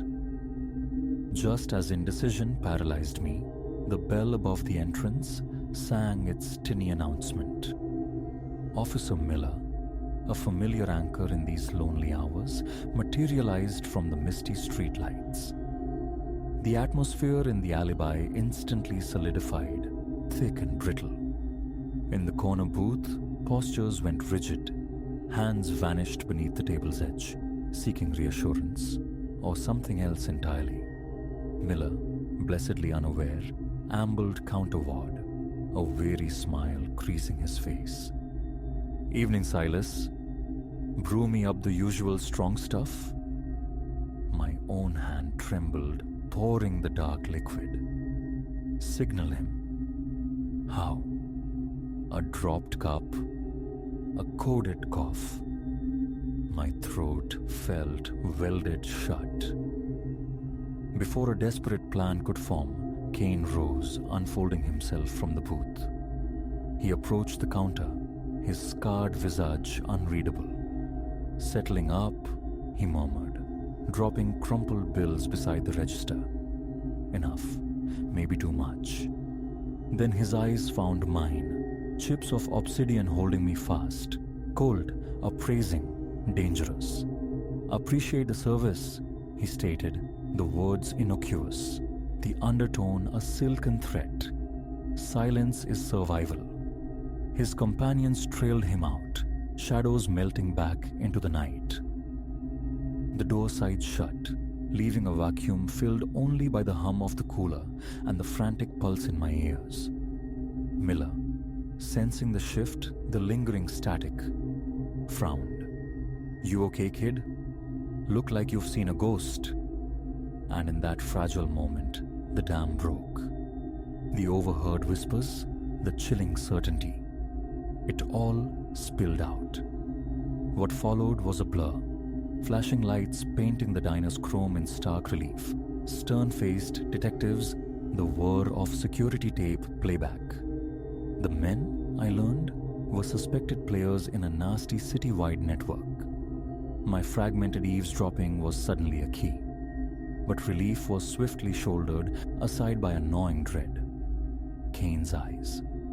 That look promised retribution. The ensuing weeks became a tightrope walk over an abyss of paranoia. Every creaking floorboard, every stranger's glance, every ring of the diner bell became a potential harbinger. Sleep offered no refuge, haunted by shadows and scarred faces. They promised patrols, reassurances whispered like prayers, but the feeling of being observed, hunted, clung like damp cold. The fear wasn't baseless. It found form one rain-lashed night, returning from a late library vigil. Headlights flared, twin predatory eyes pinning me against the wet pavement. A dark, hulking vehicle slid silently to the curb.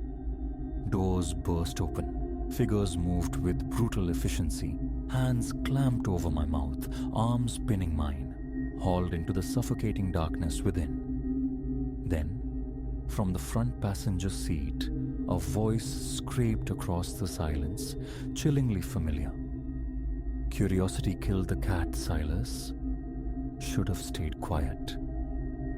Kane. My marrow solidified into ice.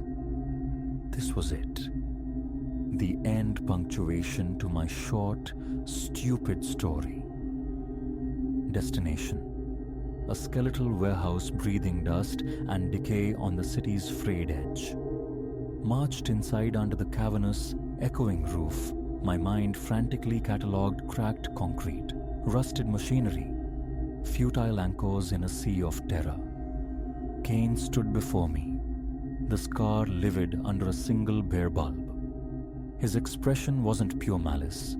A strange weariness warred with the anger.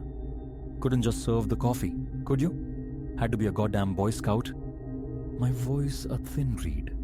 I was just scared. Didn't want trouble. He dragged a hand through his hair, a gesture surprisingly human. Trouble's found us all now, kid. The heat's coming down hard. We need leverage, an exit strategy. And then, the chilling clarity. They weren't here for immediate disposal. Not yet. They needed me alive. The proposition dripped with menace. Go back to the police. Tell them you imagined it, embellished it, sought attention. A frightened kid's fantasy. Their end. They vanish. Leave me breathing. The lie felt thin as onion skin. Their promise transparently false. But trapped between the devil and the deep blue warehouse floor, what alternatives remained? As the first tentative fingers of dawn probed the cityscape, they deposited me back onto familiar, yet now alien, pavement. Kane's parting whisper lingered like poison. Remember, we see everything. One misstep. Legs like water carried me towards the precinct doors, the fabricated narrative looping relentlessly in my head. But standing before Detective Harden, the same officer who'd first taken my trembling statement, seeing the patient resolve in his eyes, something fractured within me. The carefully constructed lie crumbled. The fear remained, yes, but it was overshadowed by a surge of defiance, a refusal to be silenced, to be complicit. Instead of the script, the raw truth tumbled out. The abduction, the warehouse, the threats, every damning detail. What followed was swift, decisive. Harding's team descended upon the warehouse, unearthing the evidence Kane feared. Arrests followed, splashed across the local news. Watching the captured faces flicker on a screen brought a profound, if bruised, sense of relief. The world hadn't shrunk back to its safe, mundane dimensions. It had expanded, revealing jagged edges and hidden depths. Surprisingly, perhaps foolishly, I still pour coffee at the alibi. The nickel trim still gleams. Sal still flips burgers. The jukebox still spins its mournful tunes, but I listen differently now. The hushed conversations in corner booths carry new resonance. I learned that courage isn't the absence of fear, but acting despite it. That night, that choice, rewrote my internal landscape. Would I do it again? Without hesitation, because some truths demand a voice, regardless of the potential echo. The bell above the door jingles, announcing a new arrival against the pre-dawn gloom. Another late-night soul seeking coffee and solace. Just another shift, or perhaps the overture to something unforeseen. The night, after all, holds infinite possibilities.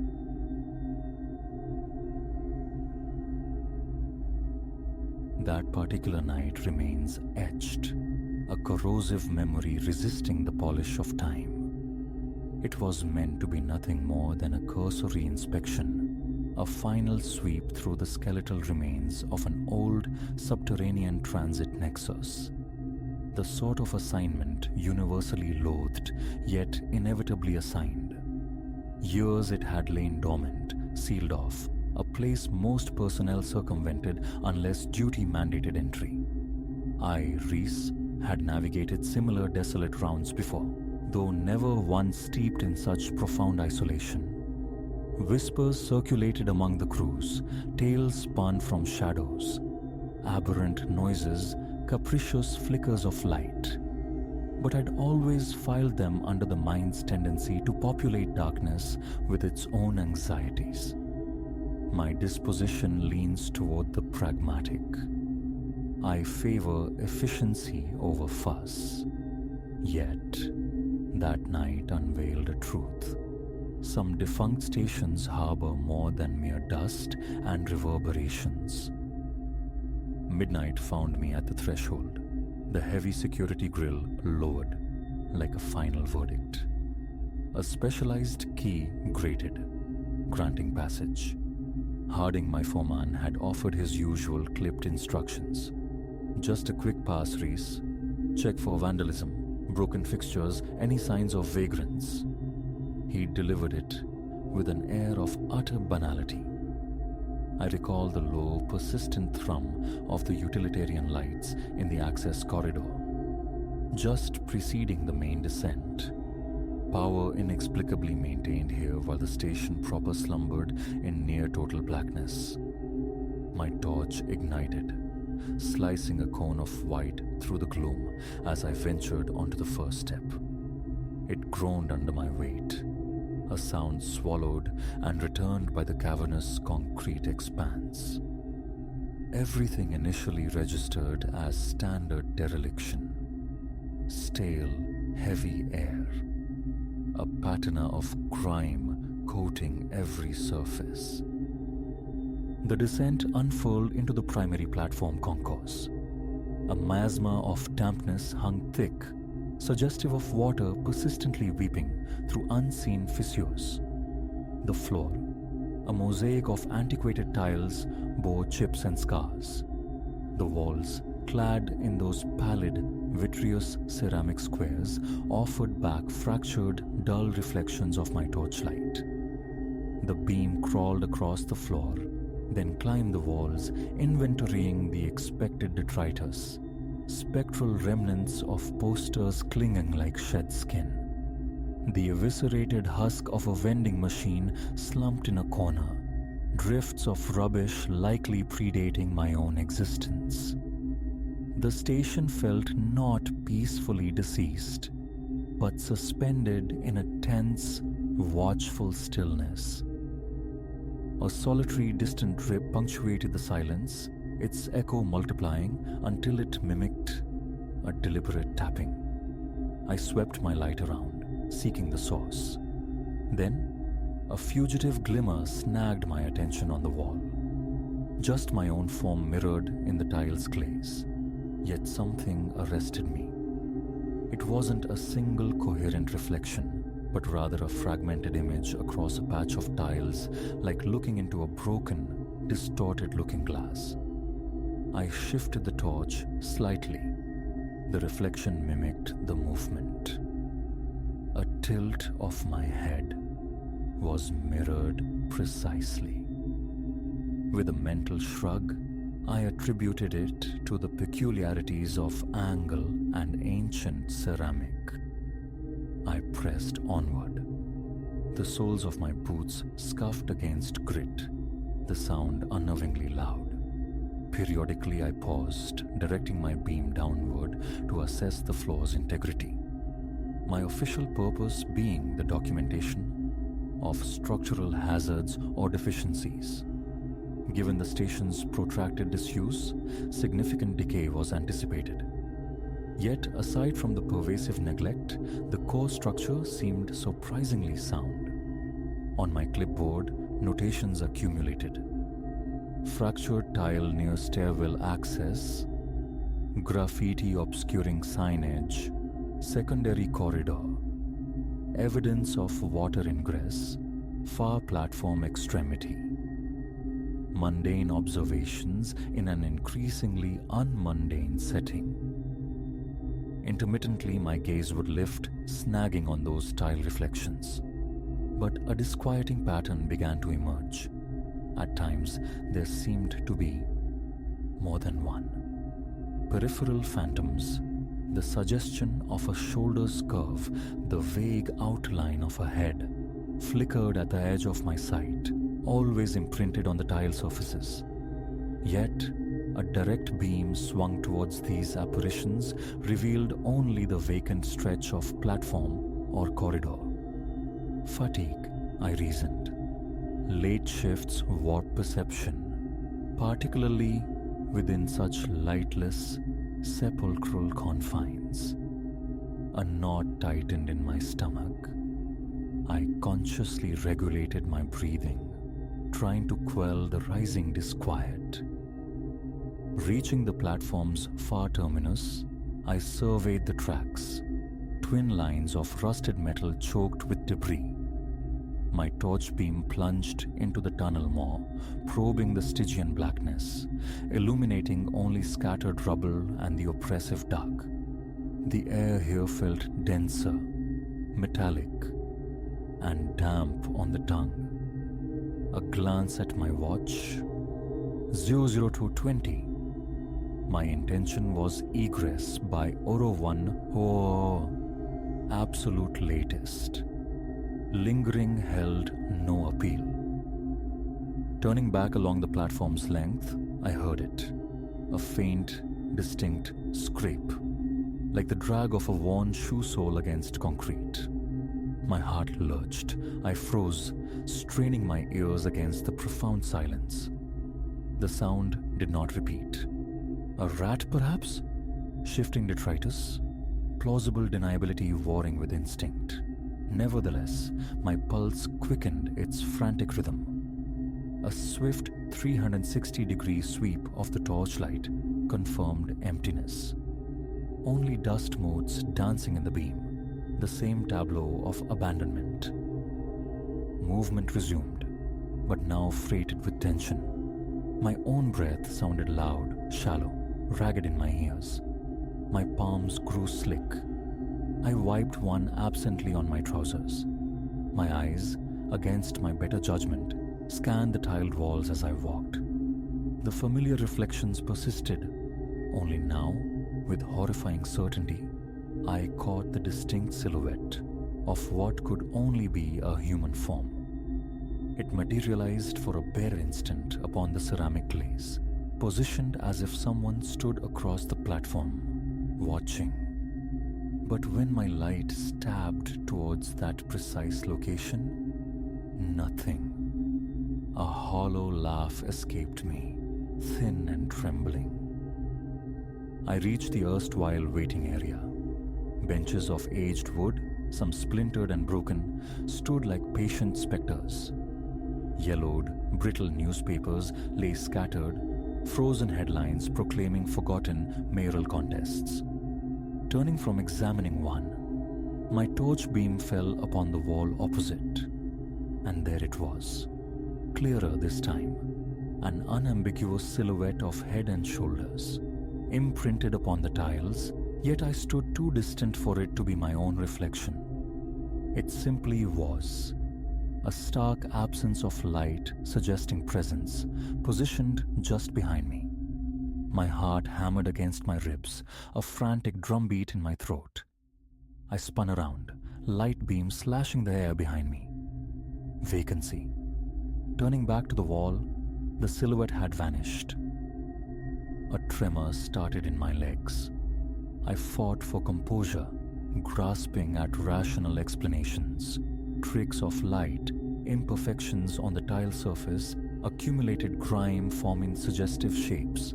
Still, the imperative to conclude my duties warred with a burgeoning urge to flee. My checklist was nearly complete. Only the stairwell on the opposing side required verification. I stirred myself towards it, deliberately averting my gaze from the walls, each footfall feeling heavier, more reluctant than the last.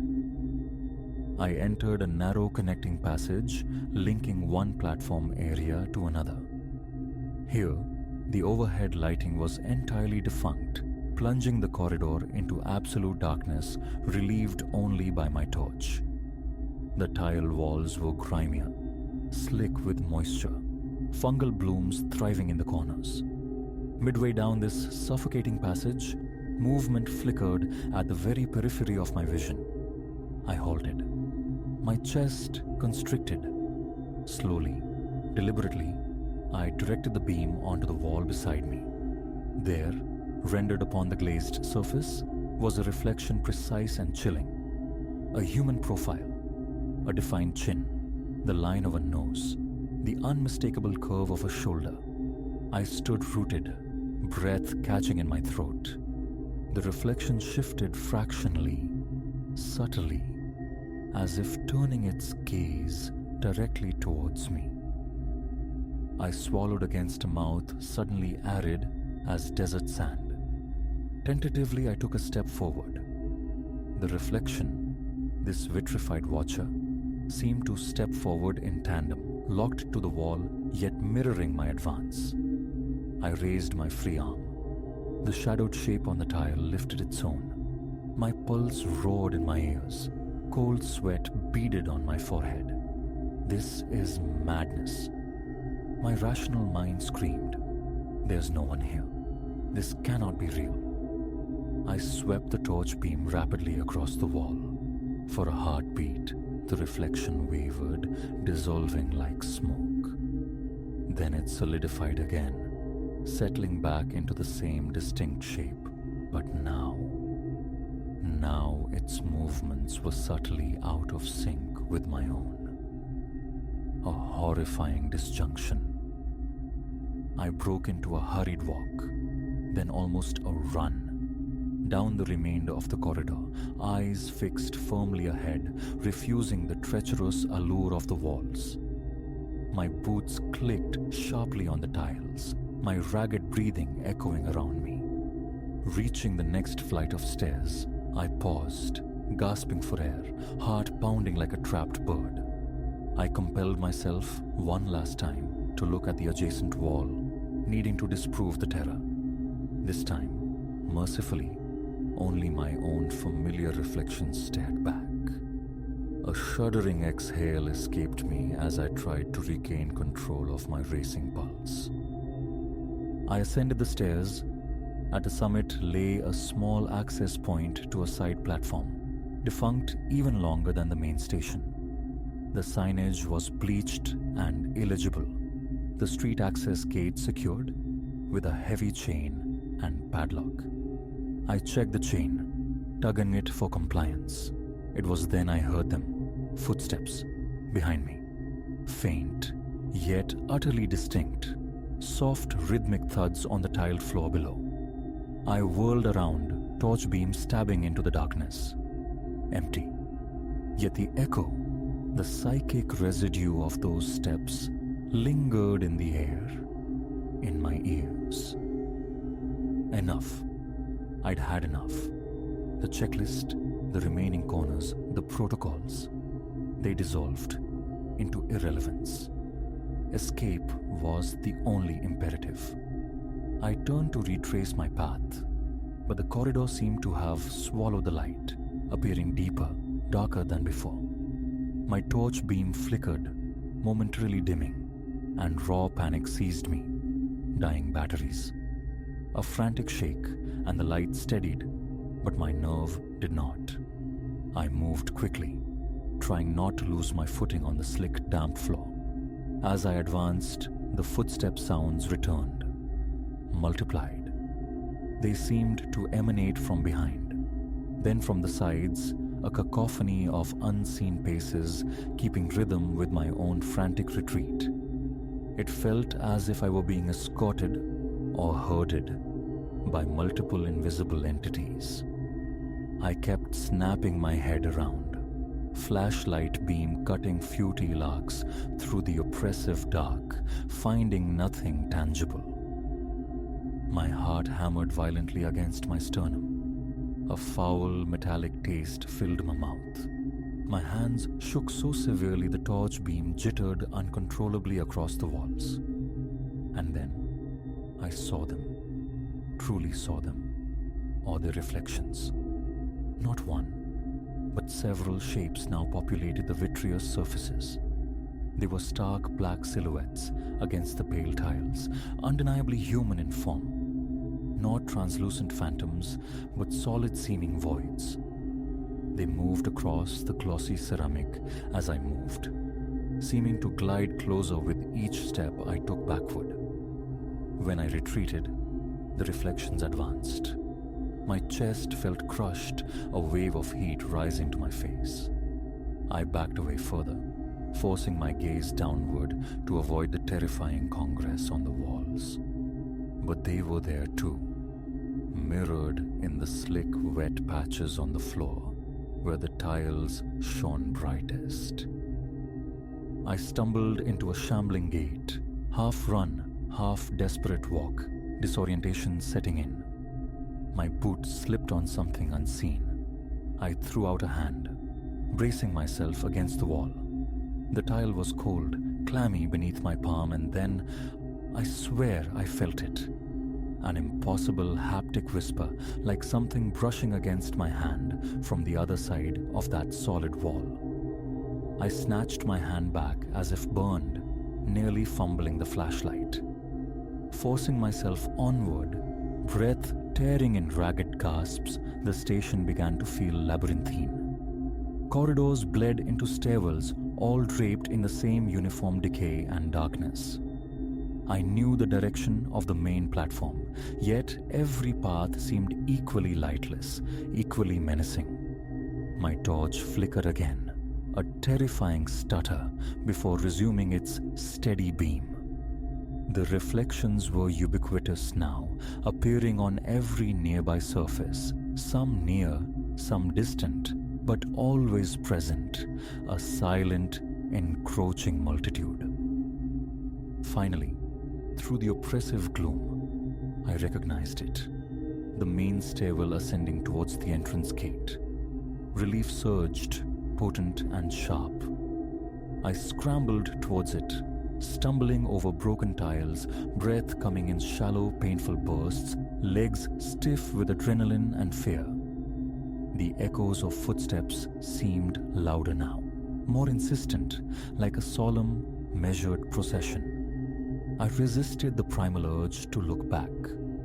Reaching the foot of the stairs, I risked a glance at the large panel of tiles to my right.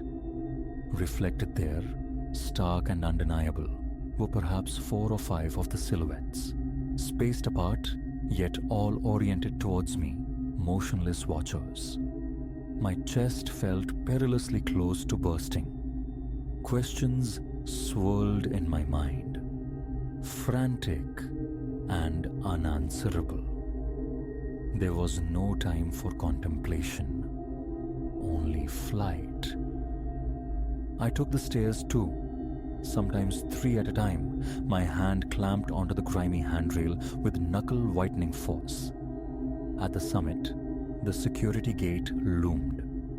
My fingers, clumsy with terror, fumbled with the key. It slipped from my grasp, clattering onto the floor. Crouching to retrieve it, my eyes caught a final, chilling tableau reflected in the dull metal of the gate itself. The silhouettes, gathered at the base of the stairs, now distinctly moving, ascending towards me. A low, pervasive scraping sound reached my ears, the sound of dozens of feet shuffling across the tiles. My hands felt numb, disconnected, as I jammed the key into the lock. It turned with agonizing slowness, the gate groaning open with a screech that ripped through the silence. I bolted through the opening, slammed the heavy grille shut behind me, and fumbled again to secure the lock.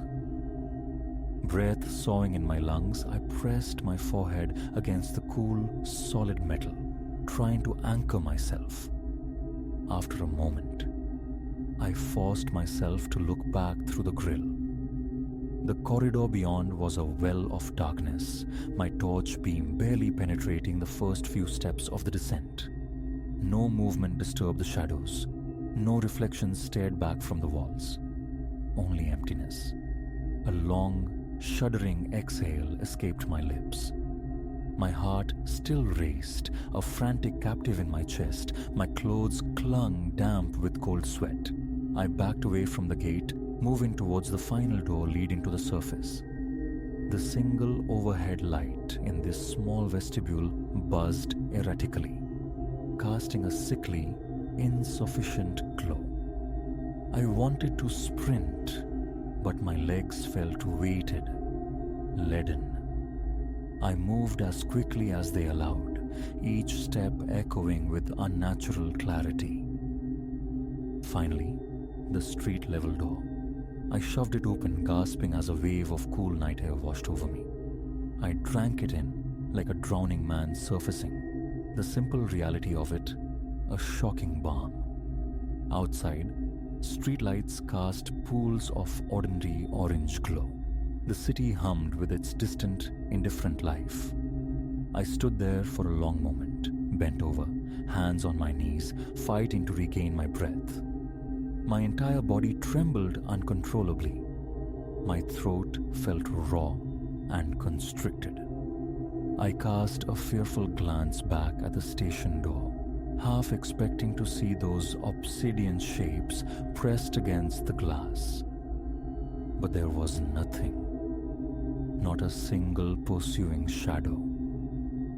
I stumbled towards my truck, fumbled my way inside, and immediately locked the doors. My hands were shaking so violently. It took several attempts to insert the key into the ignition. When the engine finally rumbled to life, I just sat there, headlights cutting twin beams into the night, staring at the station entrance. From the outside, it looked utterly mundane. Just another locked municipal door bearing a faded warning against unauthorized entry. Several minutes bled away before a semblance of calm returned, enough to trust myself to drive. My shirt was plastered to my back. A persistent prickling sensation lingered, as if an unseen passenger occupied the seat beside me. But I was alone. Back at the depot, I handed the clipboard to Harding wordlessly. He gave me a quizzical look, likely registering my pallor and lingering tremors. He started to ask something, but I cut him off with a mumbled excuse about feeling unwell and made my exit. The remainder of that night, and many nights since, have been spent wrestling with the memory, trying to impose logic onto the illogical. Was it merely frayed nerves? The capricious play of my flashlight beam? Illusions birthed by reflective tiles and profound darkness? Part of me desperately wants to believe that, but the conviction remains. It felt too real, the way the those shapes moved, their seeming awareness, the disembodied footsteps that tracked my retreat. I never requested another assignment at that station. I made it explicitly clear. Any other job, anywhere else, but not there. The potential loss of overtime or favor with management was inconsequential. I would not go back. I still grapple with what transpired in those depths.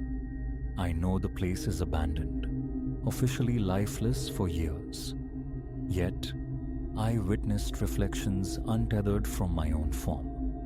I heard footfalls where no feet should tread. I felt the palpable presence of multiple entities sharing that suffocating darkness. I rarely speak of it. Explanations feel futile, inadequate. All I know, with unshakable certainty, is that I was not alone down there, despite the absence of any physical human presence. And that knowledge is sufficient reason to forever stay away. Even now, closing my eyes can sometimes conjure them, those stark black silhouettes against the grimy white tiles, the way they seem to converge, imbued with a silent, unnerving purpose. The memory constricts my chest, a phantom pressure. Occasionally, I jolt awake in the dead of night, heart pounding, half expecting to see them standing sentinel in the corners of my room. But they are never there. Their domain was and remains that forsaken station. That's the unvarnished account.